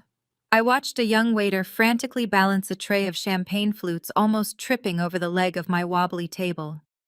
I shifted my chair to give him room, accepting a glass of sparkling water with a polite smile. I was the ghost at the feast the discarded daughter banished to the shadows. It was the exact dynamic my mother had spent her entire life trying to enforce. But Patricia could never simply leave well enough alone. Through the orchids, I saw her scan the room. Her eyes cut through the crowd, searching the shadows near the kitchen. When she finally spotted me, her expression soured. She had expected to see me weeping, broken, and thoroughly humiliated by my banishment. Instead, she saw me sitting with perfect posture, calmly sipping my water, looking completely unbothered by her punishment. My utter lack of distress infuriated her. Patricia stood up from the VIP table. She grabbed a fresh flute of vintage champagne from a passing tray and marched directly toward my hidden corner. She did not come alone. She purposefully timed her approach, cutting right in front of a group of elite tech investors, dragging their attention with her. She wanted an audience for this execution. She wanted the most powerful men in the room to witness her bringing me to heel. She stopped in front of my tiny, wobbly table, her heavy perfume completely overpowering the smell of the catering kitchen. The investors paused a few feet away, their conversations dying down as they sensed the impending drama. Melody Patricia projected her voice unnaturally loud and laced with a toxic, performative sweetness. She looked down at my table, letting out a sharp, theatrical sigh of pity. "It really is a shame you have to sit back here with the help." I did not reply. I simply looked up at her, waiting for the demand I knew was coming. Patricia leaned in, making sure the nearby investors could hear every single word. "If you just signed 20% of your little software company over to DeAndre as an anniversary gift, I will allow you to sit with the family." She smiled, a brittle, terrifying expression. "It is the absolute least you can do to apologize for all the stress you have caused this family. Sign the equity transfer, Melody. Do not be stubborn like you were 5 years ago." The sheer delusion of the demand hung heavily in the air. She was asking me to hand over 20% of a company valued in the billions, a company about to close a 9-figure acquisition, in exchange for a chair at a rented table. She genuinely believed her social leverage was worth hundreds of millions of dollars. She thought she was boxing me in, framing me as a petty, ungrateful child holding a grudge in front of industry titans. I did not flinch. I did not break eye contact. I slowly reached out and picked up my crystal glass. I brought it to my lips, taking a slow, deliberate sip of my sparkling water. The swinging kitchen doors burst open behind me, a waiter rushing out with a tray of hot plates, but I remained perfectly still. I lowered the glass, letting a cold, knowing smile finally touch my lips. I looked directly past her, catching the terrified, wide-eyed stare of DeAndre, who had just turned around from the head table to see what his mother-in-law was doing. "I am perfectly fine right here, Patricia. I always prefer to watch a train wreck from a safe distance." The heavy wooden doors of the catering kitchen swung back and forth behind me, unleashing rhythmic bursts of frantic culinary chaos. Waiters shouted orders over the clatter of industrial dishwashers. The sharp scent of seared scallops and truffled risotto clashed violently with the sweet, heavy perfume lingering in the air from Patricia's departure. I sat in the shadow of the massive white orchid arrangement, a ghost banished to the perimeter of my own family's manufactured triumph. From my hidden vantage point at the wobbly high-top table, I had an unobstructed view of the glittering pavilion. The contrast between my isolated corner and the blinding excess of the main floor was a perfect metaphor for my entire life. But today, the isolation was not a punishment. It was a tactical advantage. I leaned back in my chair and watched the crumbling facade play out in real time. The head table was a grotesque monument to unearned wealth. It was elevated on a temporary staging dais, forcing everyone else in the pavilion to physically look up at DeAndre and Brittany.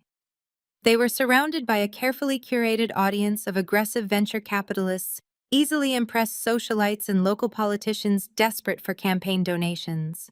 DeAndre was holding court, but the cracks in his armor were becoming glaringly obvious to anyone who knew exactly what to look for. He was leaning heavily against the linen tablecloth, gesturing wildly with a crystal tumbler of scotch. He was currently cornering 2 senior partners from a prominent New York equity firm. Even from across the room, I could read the desperate, manic energy radiating from his posture. He was lying through his teeth. He was pitching them hard, selling a fantasy of endless exponential growth. I watched his lips move as he enthusiastically bragged about the unprecedented returns on his latest portfolio of tech startups. I knew for an absolute fact that 3 of those specific companies had quietly filed for bankruptcy protection earlier that same week. DeAndre was peddling ghost ships to sharks. The physical toll of his hidden $15 million debt was betraying him. The late afternoon humidity was mild, yet DeAndre was sweating profusely. A thick bead of moisture rolled down his temple, catching the light of the imported chandeliers. He wiped it away with a trembling hand, his movements jerky and uncoordinated. His bespoke charcoal suit, which usually fit him like a second skin, suddenly looked like a cage he was desperate to escape. His smile was stretched so wide and tight across his face, it resembled a painful grimace. He was a man standing on a trapdoor, begging the executioner for just one more day. I took another measured sip of my sparkling water, my expression remaining completely impassive. Suddenly, a shift in the crowd caught my attention. A tall, distinguished man with silver hair and a sharp, observant gaze was navigating through the sea of guests. It was Harrison Vance, the Chief Executive Officer of Global Freight Logistics. He was an industry titan, a man who commanded genuine respect rather than the rented kind currently on display at the head table. Harrison had been actively trying to acquire Aegis Chain's proprietary API architecture for the better part of a year. He knew the code, he knew the math, and more importantly, he knew me. Harrison scanned the perimeter of the pavilion, his eyes passing over the sycophants and the rented sports cars. His gaze locked onto my shadowed corner. He spotted me sitting alone behind the floral arrangement. A look of genuine professional respect brightened his face. He completely ignored the glittering VIP dais and immediately changed his trajectory, walking purposefully toward my wobbly table by the kitchen doors. He intended to talk business. He intended to treat me like the equal I was. My father, Richard, had been hovering near the edge of the elevated staging area. Richard possessed a predatory instinct for locating money and power in any given room. He spotted Harrison Vance moving through the crowd. He tracked Harrison's line of sight and realized with a sudden jolt of panic that the CEO was heading directly for my exiled table. Richard moved with an astonishing speed fueled entirely by the desperate need to protect the family illusion. He practically sprinted across the polished dance floor, intercepting Harrison just a few yards away from my table. Richard threw his arms wide in a jovial, aggressively loud greeting, effectively acting as a physical barricade between the CEO and my corner. "Harrison, it is absolutely wonderful to see you here, Richard," boomed his voice, carrying the practiced theatrical resonance of a man used to dominating conversations. "Please, you must come join us at the main table. We have a seat reserved right next to the anniversary couple." Harrison offered a polite, restrained smile, politely attempting to sidestep my father. "I appreciate the offer, Richard, but I actually wanted a quick word with Melody. I need to ask her about the recent server optimization she deployed for Aegis Chain. It is a brilliant piece of engineering." Richard's face instantly hardened. The genial, welcoming patriarch vanished, replaced by a cold, calculating enforcer. He shifted his weight, firmly planting his body to completely block Harrison's path. "Oh, do not bother with her," Richard said, waving his hand dismissively in my general direction. He lowered his voice, adopting a tone of deep, manufactured parental sorrow, making sure his words carried clearly over the ambient noise of the party. "She is my troubled daughter.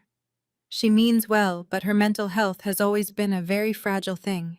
She struggles with reality." Richard leaned in closer to Harrison, delivering the ultimate betrayal with chilling ease. "DeAndre is the real mastermind behind her software. He built the core architecture of Aegis Chain from the ground up while she was recovering. He manages all the high-level operational logistics. Come speak with him. He is the one making the real decisions for the company." I sat perfectly still in the shadows. I listened to my own father casually strip away a decade of my relentless hard work, sleepless nights, and undeniable brilliance solely to prop up a fraudulent son-in-law. He was willing to publicly label me as mentally unstable, just to ensure DeAndre maintained the illusion of supreme competence. Harrison Vance was a veteran of brutal corporate warfare. He recognized a hostile domestic takeover of credit when he saw one.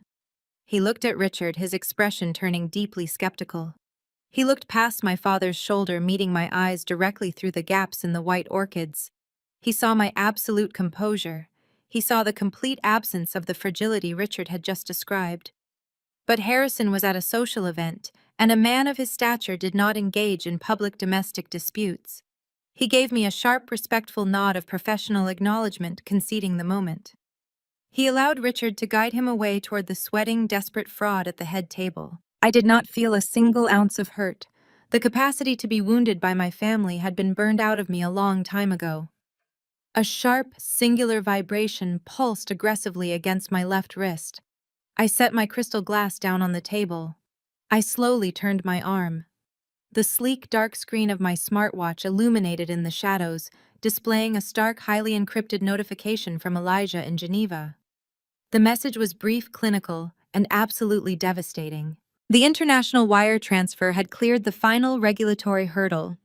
The holding funds had been successfully dispersed and accepted. Ownership of the Delaware Shell Corporation had been completely and irrevocably transferred to my private holding account. I now held the exclusive legal right to call in DeAndre's $15 million debt. The trap was officially armed. The glow of my smartwatch faded into the shadows, but the adrenaline pulsing through my veins remained sharp and absolute. I slipped my wrist back under the edge of the wobbly high-top table, letting the sleeve of my custom silk gown fall back into place. I now owned DeAndre. I owned this party.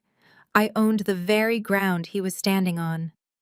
The catering staff continued to bustle around me, carrying massive silver trays of seared Wagyu beef and truffle foam, completely unaware that the woman sitting quietly in their designated blind spot had just executed a hostile multi-million-dollar financial coup. The golden hour sun dipped below the horizon, and the atmosphere in the open-air pavilion abruptly shifted. The ambient chatter of hundreds of elite guests began to settle as the live string quartet faded into silence. Heavy dramatic uplighting clicked on around the perimeter, illuminating the white stucco columns and casting long, sharp shadows across the manicured lawn. A sharp, rhythmic chime of silver tapping against crystal cut through the remaining noise in the room. The VIP dais was preparing for the main event. A rented high-intensity spotlight swiveled from the rafters, snapping directly onto the center of the head table. Brittany stood up, absolutely basking in the artificial glow. She was practically dripping in rented diamonds. A heavy, intricate collar of stones wrapped tightly around her neck, catching the blinding light and throwing fractured rainbows across the linen tablecloth. She grabbed a silver microphone from a waiting attendant, her knuckles white with the desperate, consuming need to be the absolute center of the universe. Beside her, DeAndre looked like a man being marched to the gallows. The crisp, tailored collar of his shirt was visibly damp with nervous sweat. While Brittany soaked in the attention of the crowd, his eyes darted erratically across the sea of investors he had just spent the last 2 hours lying to. Then his gaze flicked past the wealthy socialites and locked onto the shadows near the kitchen doors. He knew I was there. He knew something in the air had shifted.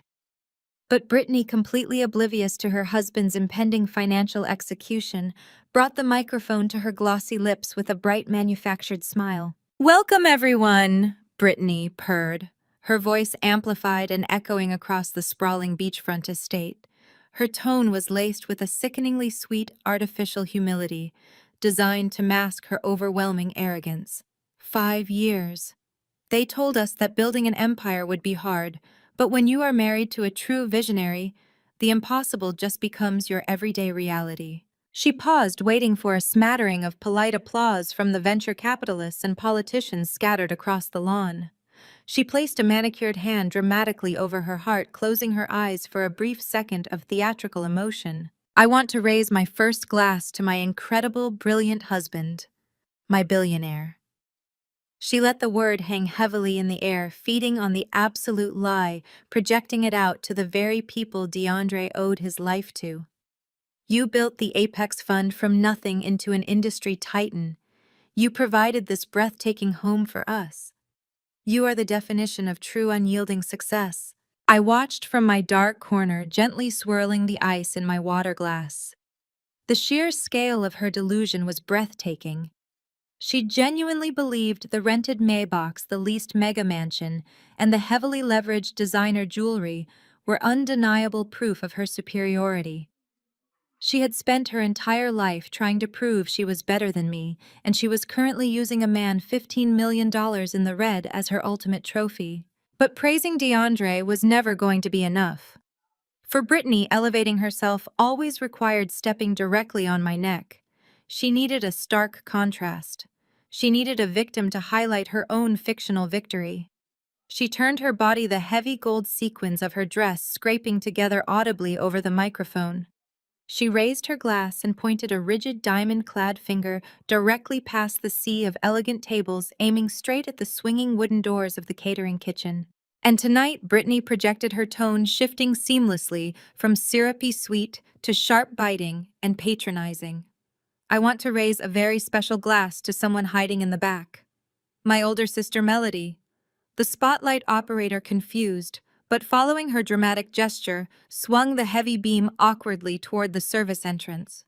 It caught the edge of my massive orchid arrangement, throwing a harsh, slanted slice of light directly across my small coffee-stained table. "It takes a massive amount of courage to show up here tonight," Brittany declared, her voice ringing out over the suddenly silent crowd. Even though she dropped out of school, even though she has struggled for years with bitter jealousy, emotional instability, and repeated failure. DeAndre and I discussed it this morning, and we decided we had to be gracious. She offered a look of profound fake pity to the audience. We wanted to let her be here tonight. We wanted to give her a front row seat to witness what true success actually looks like. Because family means forgiving those who simply cannot measure up. A heavy, suffocating silence slammed down over the pavilion. It was the specific, agonizing kind of silence that precedes a devastating multi-car pileup. The tech executives, the politicians, and the New York socialites shifted uncomfortably in their seats. A low, awkward murmur rippled through the crowd. A few of DeAndre's loyal sycophants let out a cruel, hesitant chuckle, craning their necks to catch a glimpse of the poor, pathetic sister banished to the kitchen staff area. The waiters standing beside me completely froze, gripping their heavy trays of hot food, their eyes wide with secondhand embarrassment. They expected me to shrink. They expected me to drop my head in absolute shame, to cover my face and flee through the swinging doors, completely destroyed by the calculated public humiliation. Brittany stood on the elevated stage, her chest heaving slightly, a triumphant, malicious grin plastered across her face as she waited for my total psychological surrender. I did not break eye contact. I did not move a single muscle in retreat. Slowly, deliberately, I reached out and picked up my crystal glass of sparkling water. I lifted it high into the air, moving it directly into the harsh glare of the stray spotlight beam. I offered Brittany a slow, deliberate, mocking salute, letting an icy, terrifying smile spread across my face. Brittany's fake, brilliant smile faltered for a fraction of a second at my mock salute, her eyes narrowing as she realized I was not breaking under the weight of her public humiliation. But she was a professional social climber, and she recovered instantly. She pivoted smoothly on her designer heels and handed the silver microphone to her husband. The crowd offered a polite smattering of applause. DeAndre stepped directly into the harsh, blinding glare of the rented spotlight. He adjusted the lapels of his custom blazer with a sharp, aggressive tug, puffing his chest out to project the illusion of absolute, unshakable power. He flashed a blinding, practiced smile at the crowd, but his eyes immediately bypassed the socialites and sought out the cluster of serious, unsmiling men sitting at the VIP tables. The private equity investors. The men who held the leash to his $15 million debt. DeAndre began with the standard nauseating pleasantries. He thanked everyone for making the trip out to the Hamptons. He called Brittany his rock, his muse, the foundation of his empire. The sycophants applauded exactly on cue. But DeAndre could not stay on the topic of romance for long. He was a predator bleeding out from a mortal wound, and he desperately needed the sharks in the water to believe he was still the apex hunter. He seamlessly transitioned his anniversary toast into a brazen, high-stakes corporate pitch. He spoke about the Apex Fund as if it were an unstoppable juggernaut. He boasted about their upcoming acquisitions, throwing around wildly inflated numbers and entirely fabricated performance metrics. I watched him from the shadows of the catering entrance, marveling at his absolute lack of shame. He was standing in front of the very men who were currently reviewing his failing ledgers, and he was telling them that the sky was not falling, it was actually raining gold. He was trying to buy time, hoping sheer bravado would delay the executioner's axe scheduled for Friday morning. I watched the investors. A few nodded politely, but the senior partners from the New York firm exchanged flat, unimpressed glances. They knew the math was not adding up. DeAndre saw those glances too. I could see the subtle shift in his posture, the sudden rigidity in his shoulders. He realized he needed to make a bolder move. He needed to use me as his sacrificial lamb. DeAndre needed a tangible, highly valuable asset to dangle in front of his restless creditors right now. He needed to prove he had fresh, lucrative meat on the table. He motioned to one of his assistants standing near the edge of the temporary stage. The assistant rushed forward and handed him a thick black leather binder. I recognized it immediately. It was the exact same binder his slick lawyer had dropped onto my mahogany desk yesterday afternoon. DeAndre held the binder high in the air, the polished leather catching the stage lights. He turned his body, ensuring the private equity partners had a clear, unobstructed view of his prop. "We are moving aggressively into the logistics sector," DeAndre announced, his voice booming over the speakers with manufactured, booming authority. "As many of you know, the market is ripe for consolidation. There are smaller, struggling companies out there with decent core architecture, but absolutely no leadership, no vision, and no concept of how to actually scale." He turned his gaze deliberately toward my shadowed corner by the swinging kitchen doors. The entire crowd followed his line of sight. Hundreds of eyes turned to stare at the exiled sister sitting alone behind the white orchids. "Tonight, I have a very special announcement," DeAndre declared, his voice dripping with condescension and unearned triumph. "My firm, the Apex Fund, is officially initiating a hostile takeover of Aegis Chain." A collective gasp rippled through the audience, quickly followed by a low, excited murmur. Hostile takeovers were the blood sport of the elite, and DeAndre had just declared open season on his own sister-in-law at a family anniversary party. He gripped the binder tighter, leaning into the microphone, feeding off the sudden surge of adrenaline in the room. "It is a necessary intervention," DeAndre continued, pitching his voice to sound deeply reasonable and highly professional. "We cannot allow good technology to be squandered by incompetent amateur management. We are stepping in to restructure, reorganize, and absorb Aegis Chain into the Apex portfolio. It is going to be our most profitable quarter yet." DeAndre flashed a vicious, predatory grin.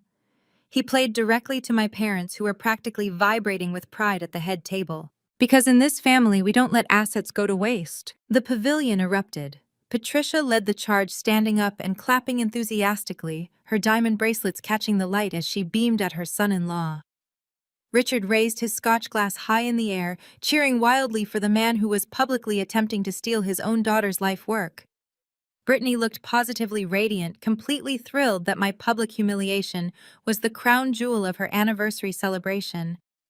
The tech bros and venture capitalists joined the applause, captivated by the sheer ruthless drama of the announcement. DeAndre stood at the center of the deafening noise, his eyes locked onto me. He believed he had just secured his salvation by crushing me under his heel. He thought the intense public pressure combined with the bogus legal threat would force me to fold and hand over the keys to my kingdom. He was completely unaware that the ground beneath his feet no longer belonged to him. I did not cower. I did not run. I slowly pushed back my chair. The wooden legs scraped sharply against the paving stones. I stood up, pulling my shoulders back. The custom silk of my midnight navy gown caught the stray edge of the spotlight. As I rose to my full height, a sudden piercing screech of audio feedback ripped through the pavilion's sound system. The violent, high-pitched squeal instantly sliced through the cheering. The applause died abruptly. Guests winced, reaching up to cover their ears. The sudden silence in the massive space was absolute and deafening. Every single face in the crowd was turned toward me. I stepped out from behind the barrier of the floral arrangement, leaving the shadows of the catering kitchen completely behind. I held my crystal glass of sparkling water loosely in one hand. My posture was relaxed, projecting total unbothered control.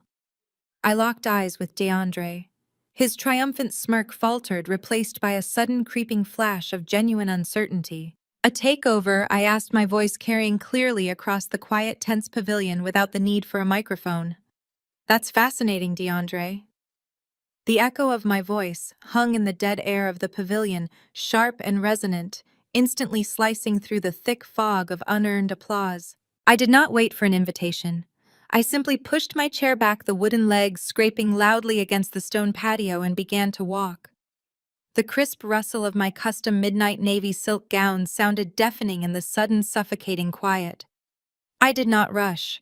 I took my time, placing one stiletto heel deliberately in front of the other, letting the crushing weight of the moment press down on every single person in the room. The guests nearest to my shadowed corner instinctively pulled back. Elite venture capitalists, polished socialites, and hardened politicians literally shrank away from me, their chairs screeching against the floorboards as they cleared a wide, unobstructed path through the center of the glittering room. They stared at me with a potent mixture of confusion and dawning realization. Harrison Vance stood near the front row, his arms casually crossed over his chest, watching me with sharp, calculating interest. He knew a power play when he saw one, and he was silently granting me the floor. I kept my eyes fixed entirely on the elevated staging dais. DeAndre looked as though the polished wood beneath his feet had suddenly turned to quicksand. The black leather binder containing his empty threats slipped slightly in his sweaty, trembling grip. Beside him, Brittany stood completely paralyzed. Her mouth hung slightly open, the heavy diamond collar around her neck catching the harsh glare of the spotlight like a glittering chain. She had expected a sobbing, broken victim. Instead, she was watching a predator casually stroll into her territory. As I reached the halfway point of the dance floor, the spell of shock finally broke for my father. Richard possessed a desperate pathological need to control the narrative of our family, and I was currently tearing his script to shreds in front of his most important investors. His face flushed a dark, furious crimson. He lunged forward from his VIP table, his heavy footsteps thudding violently against the floorboards. "Melody, stop this lunacy right now," Richard hissed. His voice was a low, terrifying growl, meant only for my ears, masking a rising tide of absolute panic. He reached out with a thick, aggressive hand, his fingers hooking like claws, aiming directly for my bare arm, to physically drag me out of the pavilion and preserve his precious illusion. He never made contact. The young, unassuming waiter who had been quietly refilling water glasses at the adjacent table moved with a sudden, terrifying velocity.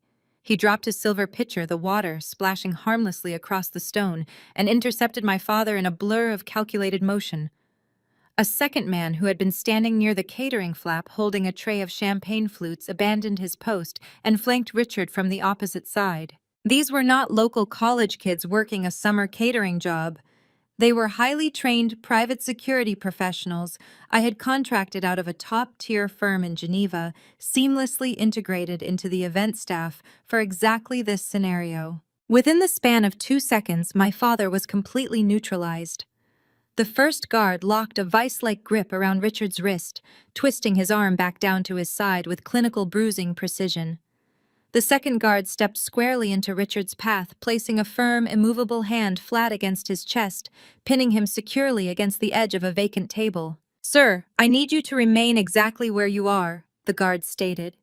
His voice was perfectly polite, yet it carried an unmistakable edge of lethal authority. Richard gasped, his eyes wide with profound shock and utter humiliation as he struggled uselessly against the iron grip of the undercover detail.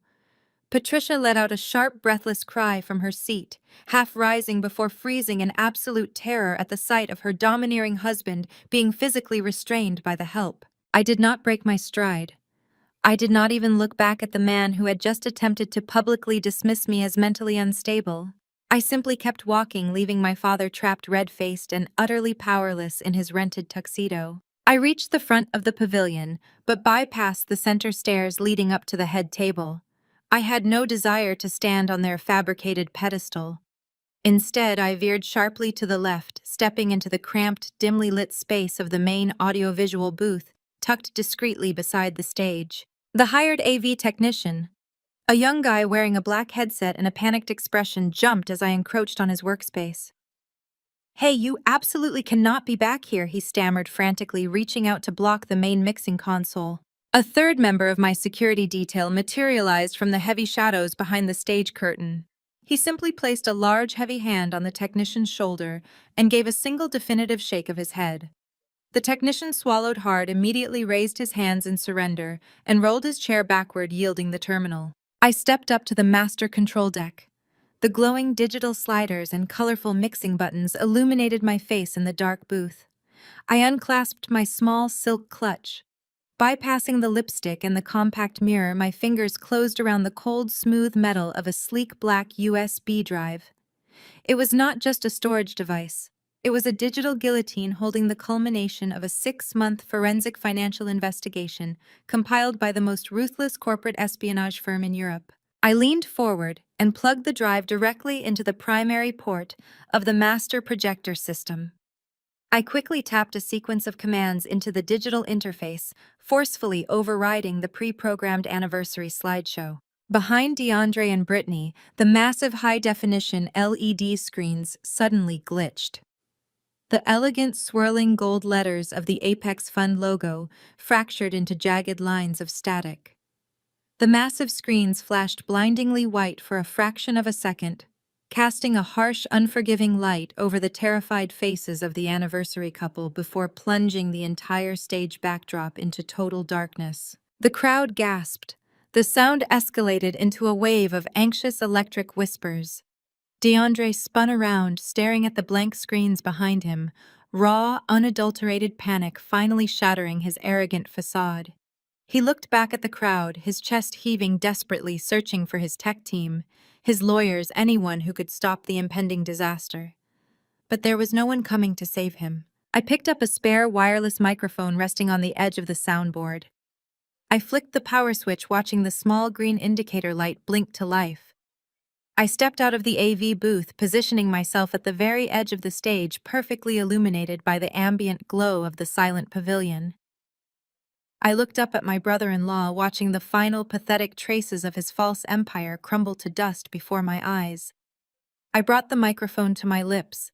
"I'm just curious, DeAndre," Melody's voice booms through the surround sound. "How exactly do you plan to buy my company when your fund is currently operating with a $15 million deficit?" DeAndre's jaw went completely slack. The microphone slipped an inch in his sweaty palm. For a fraction of a second, the only sound in the sprawling pavilion was the soft crashing of the ocean waves against the nearby shoreline. The collective breath of 300 elite guests caught in their throats as they stared at me standing calmly on the edge of the stage. Then the massive LED screens behind him flared to life. The jagged static was instantly replaced by high-resolution, heavily redacted but legally damning financial records. Crisp black text on stark white backgrounds towered 20 feet high. Account numbers, routing codes, and corporate seals loomed over the anniversary couple like a digital firing squad. I clicked a small presentation remote I had palmed from the AV booth. The slide transitioned to a side-by-side comparison of the Apex Fund's reported quarterly assets versus their actual verified liquid reserves. The deficit was not a mere rounding error or a temporary cash flow hiccup. It was a massive, gaping $15 million crater. I began pacing the edge of the stage, my silk gown flowing around my ankles. My voice cut through the rising, anxious murmur of the crowd with surgical precision. "You pitched these people a vision of exponential growth, DeAndre." I stated, my tone devoid of any emotion, letting the raw facts act as my ultimate weapon. I pointed to the glowing red numbers on the massive screen. "You claimed you were aggressively funding next-generation tech startups. You produced glossy prospectuses detailing revolutionary artificial intelligence acquisitions and blockchain integrations. But the math never lies. You did not seed a single startup this year. You did not invest in proprietary software. You did not acquire new intellectual property." I clicked the remote. The screen shifted. A sprawling ledger of wire transfers appeared, highlighting a series of massive recurring payments directed to an offshore luxury real estate holding firm. "You used client capital to lease this very mansion," I announced, ensuring my voice reached the furthest corners of the lawn. $100,000 a month billed to your investors as an executive corporate retreat center, yet exclusively occupied by you and your wife. I clicked the remote again. A new document splashed across the screen. It was a purchase order routed through a Cayman shell corporation. "You used investor funds to buy Brittany's matched fleet of custom Mercedes G-Wagons." I continued, my gaze locking onto the venture capitalists in the front row. The screen changed to display clear, high-definition photographs of the luxury vehicles parked in the estate's massive driveway, complete with custom vanity plates. I placed the corresponding fraudulent expense reports right next to them on the screen, showing exactly how DeAndre had categorized the luxury SUVs as mobile logistics command units. "You are not a visionary, DeAndre," I said, my voice echoing off the stucco pillars. "You are a petty embezzler running a high-gloss Ponzi scheme, desperately shuffling new investor capital to pay off the old ones while funding your wife's endless shopping sprees." The pavilion erupted into absolute, unmitigated chaos. The illusion was irrevocably shattered. The two senior partners from the New York equity firm, the men DeAndre had been desperately sweet-talking just 20 minutes prior, practically leapt out of their chairs. Their faces were contorted in pure, unadulterated fury. One of them immediately pulled out his phone, shouting frantic orders to his legal team to freeze all associated assets while marching directly toward the edge of the stage. Other investors jumped to their feet in outrage. A chorus of angry voices swelled into a deafening roar, demanding answers, demanding their money, demanding DeAndre explain the towering evidence displayed behind him. Harrison Vance remained seated, arms crossed, nodding slowly in grim appreciation of the tactical strike. At the head table, the color drained entirely from my parents' faces. Richard gripped the edge of his table, his knuckles turning white as he stared up at the screens, finally realizing that the son-in-law he had worshipped was a catastrophic financial liability. Patricia pressed a trembling hand over her mouth, her eyes darting frantically between the furious investors and the glowing evidence of DeAndre's crimes. DeAndre finally snapped out of his paralyzed shock. The survival instinct of a cornered animal took over. "Cut the feed!" he screamed, his voice cracking into a high-pitched, desperate shriek. He spun around wildly, searching the shadows for the AV technician. "Cut the damn microphone! Someone get in that booth right now and shut it down." He dropped his own microphone and lunged toward the side of the stage, desperately trying to reach the control deck to manually yank the cables from the system. He moved fast, but my security detail moved faster. As DeAndre rushed the booth, he slammed directly into the solid, unyielding chest of my lead security contractor. The operative did not even flinch at the impact. He simply widened his stance, crossing his thick arms and stepping forward, utilizing his sheer physical mass to force DeAndre to stumble backward away from the sensitive equipment. Two more operatives smoothly flanked the booth, creating an impenetrable human barricade between DeAndre and the master controls. The screen remained brightly illuminated. My microphone remained perfectly live. Brittany, watching her entire fabricated universe burn to ash in a matter of seconds, completely lost whatever fragile grip on reality she had left. The humiliation was too much for her delicate, constructed ego to process.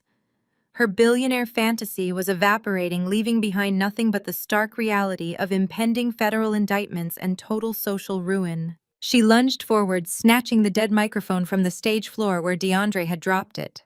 Realizing it was off, she bypassed the electronics entirely. She stepped to the very edge of the dais, her face flushed dark red, and simply screamed at the top of her lungs. Her voice echoed raw and shrill across the panicked, shouting crowd, cutting through the chaos. "You're a liar!" Brittany shrieked, pointing a shaking diamond-heavy finger right at my face. "My husband's fund is backed by anonymous billionaire LPs. He answers to the most powerful people in the country." I turned my head slowly, letting the silence stretch until Brittany's shrill, desperate echo completely died away in the night air. I looked at my sister. Her flawless, camera-ready makeup was beginning to run her chest, heaving under the suffocating weight of her panic. She clung to that fabricated lifeline, the myth of the unseen benevolent billionaire, because it was the absolute last thing standing between her and total destitution. She had spent her entire life wrapping herself in the illusion of superiority, and now the fabric was tearing apart at the seams. "You are right, Brittany," I said. My voice dropped to a conversational-level volume that forced the entire pavilion to lean forward just to hear me. The icy composure I had honed over the last 6 months did not crack. It hardened into something impenetrable. "He absolutely does answer to a powerful, anonymous limited partner. A singular entity holding exactly an 80% controlling stake in his rotting, hollowed-out fund." I began to walk again, pacing slowly across the front of the stage. The investors, previously shouting and demanding their capital, fell dead silent. They recognized the tone of a corporate executioner, and they were eager to watch the axe fall. I looked directly at DeAndre. His eyes were wide, bloodshot, and darting wildly around the room. He knew his capital structure better than anyone. He knew the anonymous LP was his only real lifeline. It was the mysterious savior who had quietly bought up his failing debt 6 months ago, when every major commercial bank in Manhattan had laughed him out of their offices. He had bragged about this silent backer for months, using the anonymity to project an aura of exclusive, untouchable prestige. "You were bleeding out in the water, DeAndre." I continued my gaze, pinning him to the spot. "You were over-leveraged, exposed, and desperate. You took a massive injection of capital from an offshore holding firm without ever doing your due diligence. You were too arrogant to question the source of the money. You just eagerly signed the covenants, took the cash, and went right back to leasing luxury real estate and buying jewelry, completely oblivious to the trap closing around your neck." I raised the small black presentation remote in my right hand. I did not look back at the massive screens. I did not need to. I had memorized every single pixel, every single line of data on the upcoming slide. I hit the button. A collective sharp intake of breath echoed through the crowd. Behind me, the towering LED screens transitioned one final time. The damning expense reports and fraudulent ledgers vanished, replaced by a stark, incredibly simple corporate flowchart. It detailed the complex, intentionally convoluted ownership structure of Obsidian Holdings, the offshore shell company that possessed the entirety of DeAndre's corporate debt. The chart traced the financial bloodline with ruthless, undeniable clarity. It showed the capital flowing from the Apex Fund up through a labyrinth of dummy corporations in Delaware, bypassing a blind trust in the Cayman Islands, filtering through a proxy board in Luxembourg, and terminating at a single domestic parent corporation. Aegis Chain. My company. I watched the exact second the realization hit DeAndre. It was like watching a man step off a cliff in slow motion. His knees physically buckled. He lunged forward, grabbing the edge of the wooden speaker's podium just to keep himself upright. The knuckles of his hands turned bone white against the mahogany. The swaggering, aggressive apex predator from 10 minutes ago was entirely gone. In his place stood a hyperventilating, broken shell of a man, realizing he had just handed the keys to his entire life over to the woman he had spent years trying to humiliate and destroy. At the VIP table, the reality of the flowchart hit my family like a physical blow. Richard slumped back into his chair, his broad shoulders instantly caving inward. The private security guards stepped back into the shadows, no longer needing to restrain him because the fight had been completely drained from his body. He stared at the screen, his mouth opening and closing, as he realized his golden son-in-law was a fraud, and the daughter he had exiled was the billionaire orchestrating the entire game. Patricia was weeping openly, now her face buried in her hands, unable to watch the public dismemberment of her favored daughter's perfect plastic life. They had spent their entire lives underestimating me. They had looked at my quiet dedication, my refusal to play their high society games, and labeled me a failure. They thought my technology firm was a cute little hobby, a struggling asset that DeAndre could casually swallow whole to impress his real investors. They never bothered to look at my actual ledgers. They never realized that while they were leasing yachts and buying custom cars on credit, I was silently building an impenetrable fortress of liquid capital. I took 3 deliberate steps closer to DeAndre. He shrank back, literally cowering from me, his chest heaving with panicked, shallow breaths. Brittany let out a low, gut-wrenching whimper, her hands flying up to cover her mouth as she finally comprehended the flowchart illuminating the night sky behind us. The venture capitalists in the audience were nodding now. A few of the senior partners were even pulling out their phones to photograph the screen, a silent gesture of absolute professional respect. They understood the blood sport of high finance, and they were watching a masterclass in hostile architecture. I stopped at the very edge of the stage. I looked down at the man who had tried to steal my life's work, the man who had stood in my childhood home and laughed at my ambition. My voice was crystal clear, resonating through the high-end speakers, and carrying easily over the crashing waves of the Atlantic Ocean. "That shell company belongs to me," Melody states clearly. "I am your primary investor, DeAndre. I am your boss, and as of 5 minutes ago, I am officially calling in your debt. You are bankrupt." The air in the pavilion shattered. It was no longer a tense, anxious murmur, but a violent eruption of sound. The venture capitalists, previously acting as polite spectators to a piece of high society family drama, were now fully activated sharks smelling blood in the water. Chairs clattered backward against the stone patio. Men in tailored suits were shouting over each other, pulling out their phones to urgently dial their legal teams, forensic accountants, and crisis managers. The polished veneer of the Hamptons anniversary party dissolved entirely into the frantic, ruthless reality of a financial bloodbath. DeAndre did not fight back. He could not. The absolute certainty of his ruin had completely short-circuited his brain. He collapsed heavily against the wooden podium, his knees giving out entirely under the crushing weight of exposure. His chest heaved with rapid, shallow gasps of air. He was hyperventilating, his hands slipping from the mahogany surface as he slid down to the floor of the stage. He ended up a pathetic heap of custom tailoring and shattered ego, staring blankly at the floorboards. Brittany was frozen beside him, letting out sharp, wordless shrieks that no one paid attention to anymore. They were entirely irrelevant now. The guests were only concerned with salvaging whatever capital they could extract from the wreckage of the Apex Fund. The crowd parted once more, but this time it was not out of fear or respect. They were simply getting out of the way of two desperate, terrified people. Patricia and Richard scrambled through the chaotic throng. Their previous expressions of smug superiority were replaced by an ashen, sickly gray horror. My mother was stumbling in her designer heels, clutching my father's arm for physical balance as they rushed the elevated dais. My security details stepped forward to block them, their postures rigid and uncompromising. The lead guard raised his hand, ready to physically repel my parents back onto the dance floor. I raised a single finger, silently signaling the guards to stand down. I wanted this. I deeply desired my parents on this stage.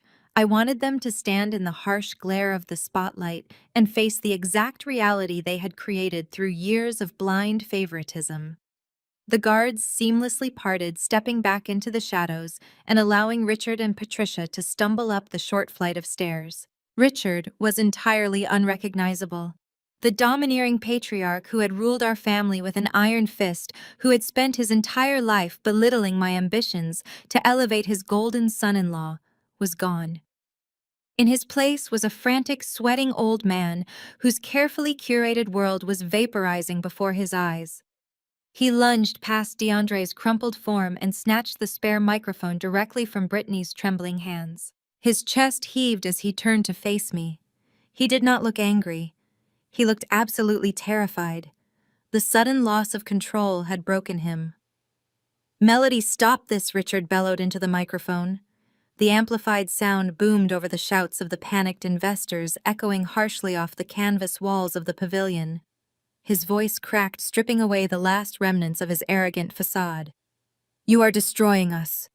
You have to shut down that screen right now." I did not flinch.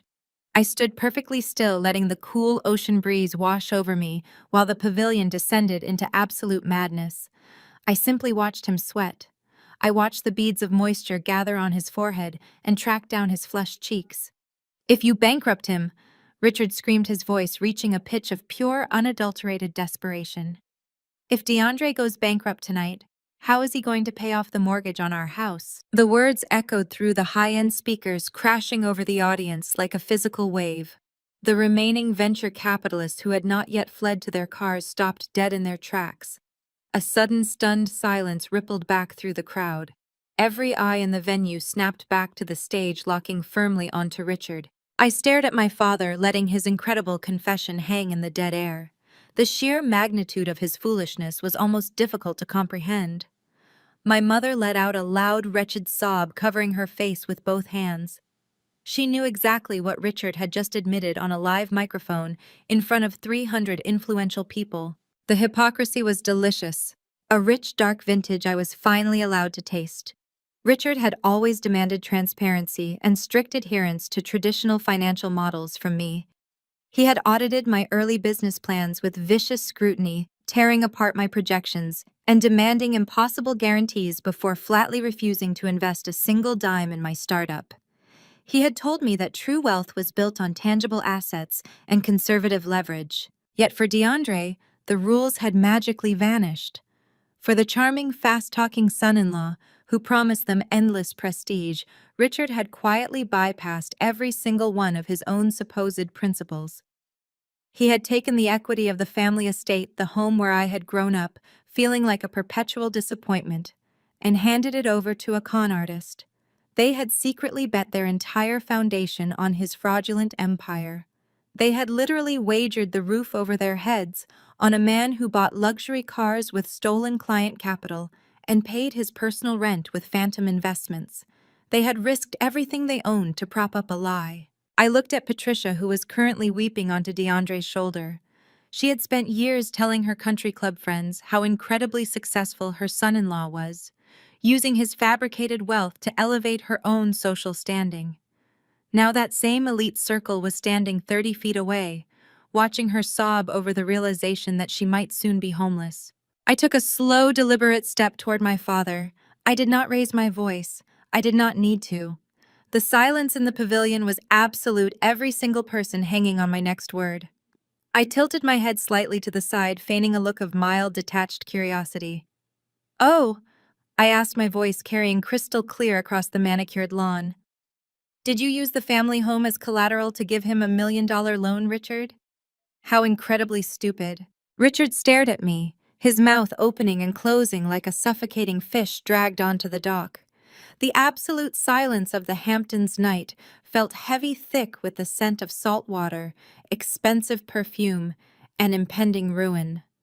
I did not break eye contact with the man who had traded his own flesh and blood for the illusion of prestige. The veins in his neck bulged against his starched white collar.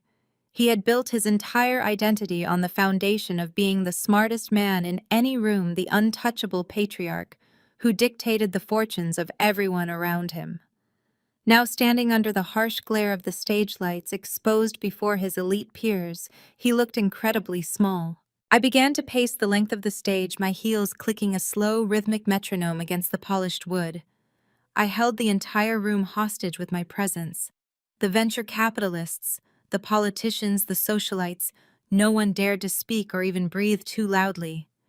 They were witnessing a financial execution, and I was the one holding the axe. When you secure a massive injection of capital through an offshore holding firm, I explained, my voice echoing with terrifying clinical clarity, you sign away your rights to leniency.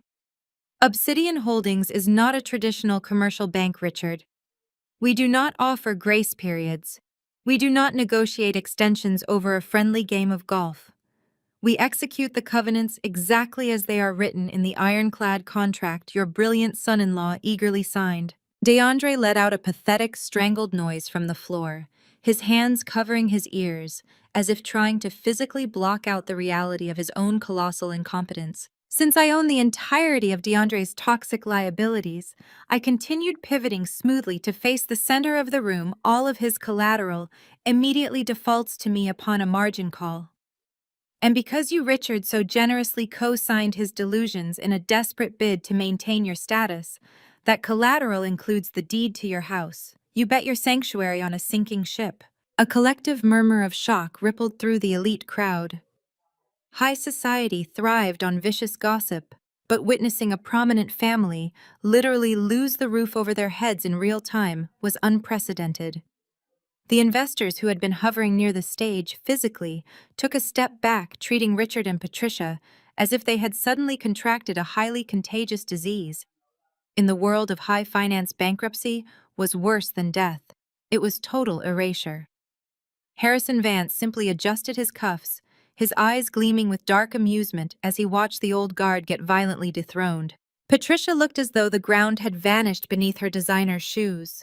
She staggered forward, her knees wobbling, reaching out a trembling diamond-studded hand toward me. I stopped pacing and looked down at her.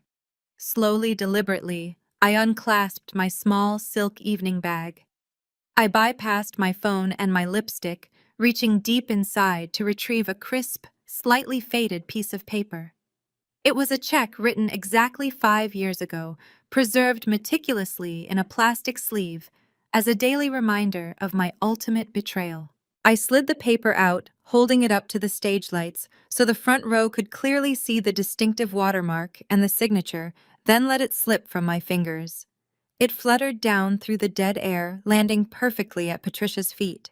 5 years ago, I said every syllable dripping with absolute freezing contempt. You threw me onto the street in the middle of a torrential downpour. You handed me a check for $200 and told me to survive. You looked me dead in the eye and said I was a social liability, a permanent stain on the family name, and that I would never amount to anything without your precious guidance and your money. Patricia stared down at the check, her whole body shaking violently as the memory of her own cruelty was weaponized against her. Today, I announced, raising my chin and projecting my voice to the very back of the lawn, I am taking my childhood home. I am taking your luxury cars. I am seizing your investment portfolios, your country club shares, and every single cent this absolute fraud of a man owes me. I am stripping you down to the exact foundation you left me with. The reality of absolute destitution finally broke my mother. The woman who had spent decades cultivating an image of untouchable perfection, who cared more about the seating arrangements at charity galas than the well-being of her own daughter, collapsed. She fell hard to her knees, the expensive fabric of her gown pooling awkwardly around her on the hard stage floor.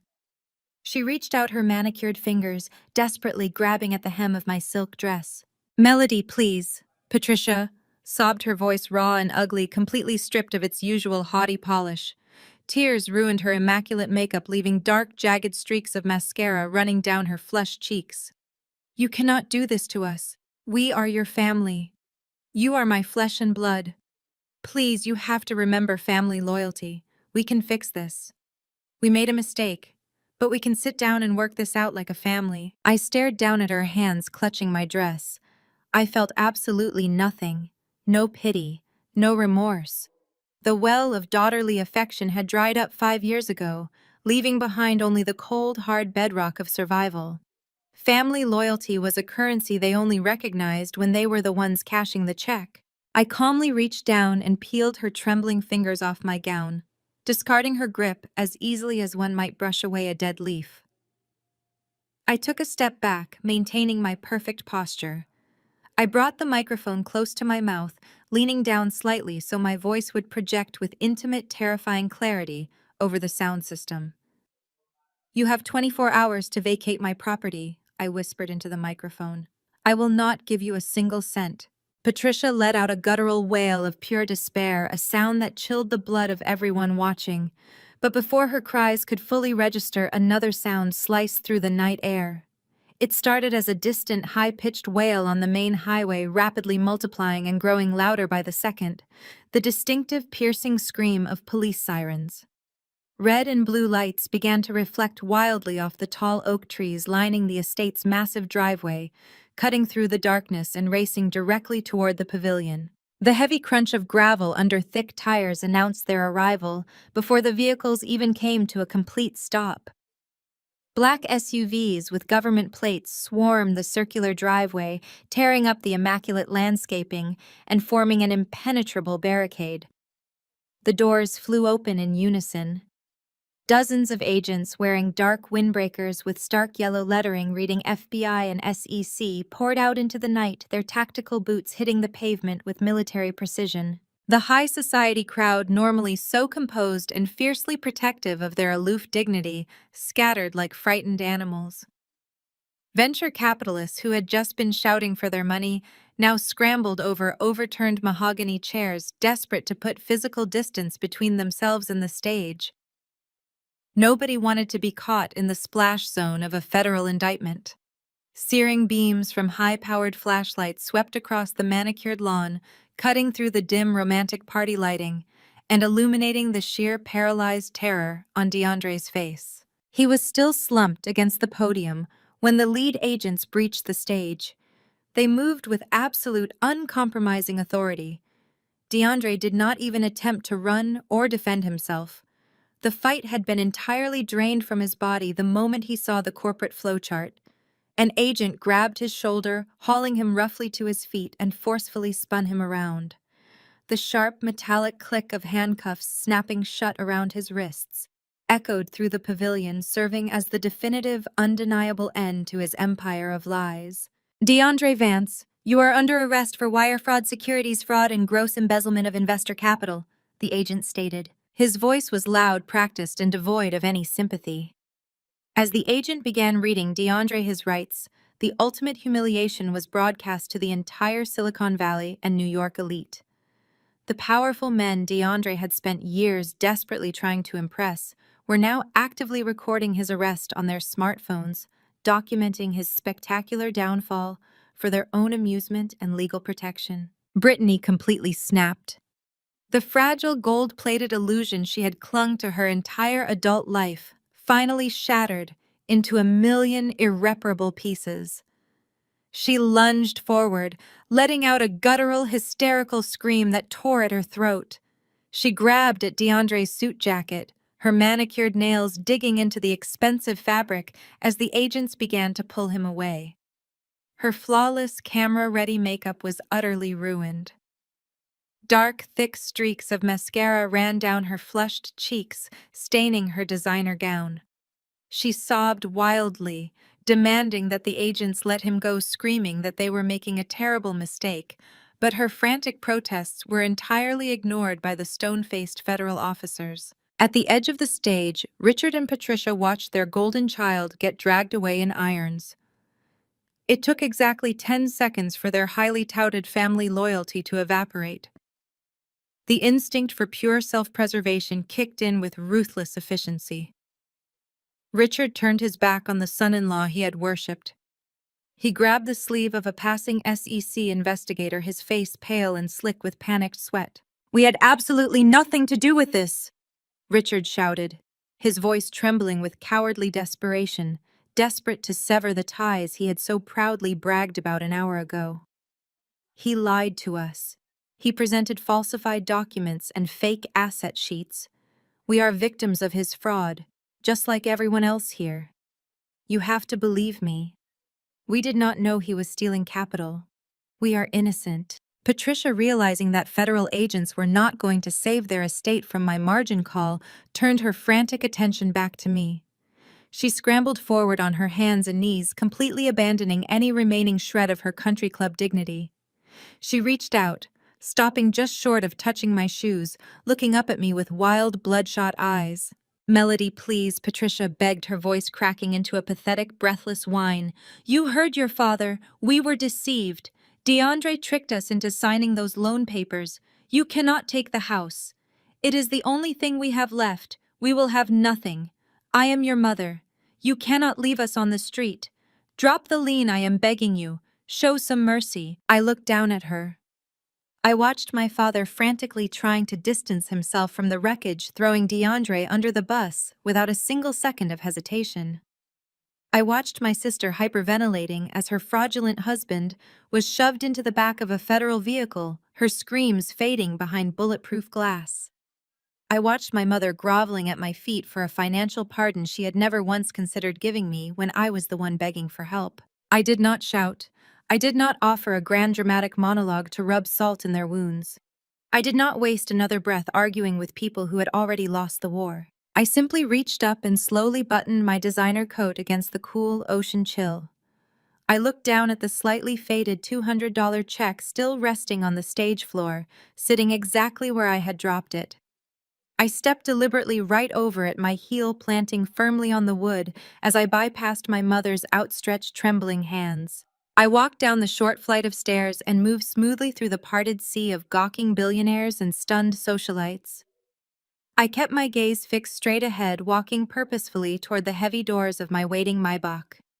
My security detail flanked me perfectly, opening the rear door as I approached. I slid into the quiet, pristine leather interior and stared straight ahead into the night. I did not look back. Exactly 1 month later, the air inside my executive suite on the 54th floor of the Aegis chain headquarters was perfectly still.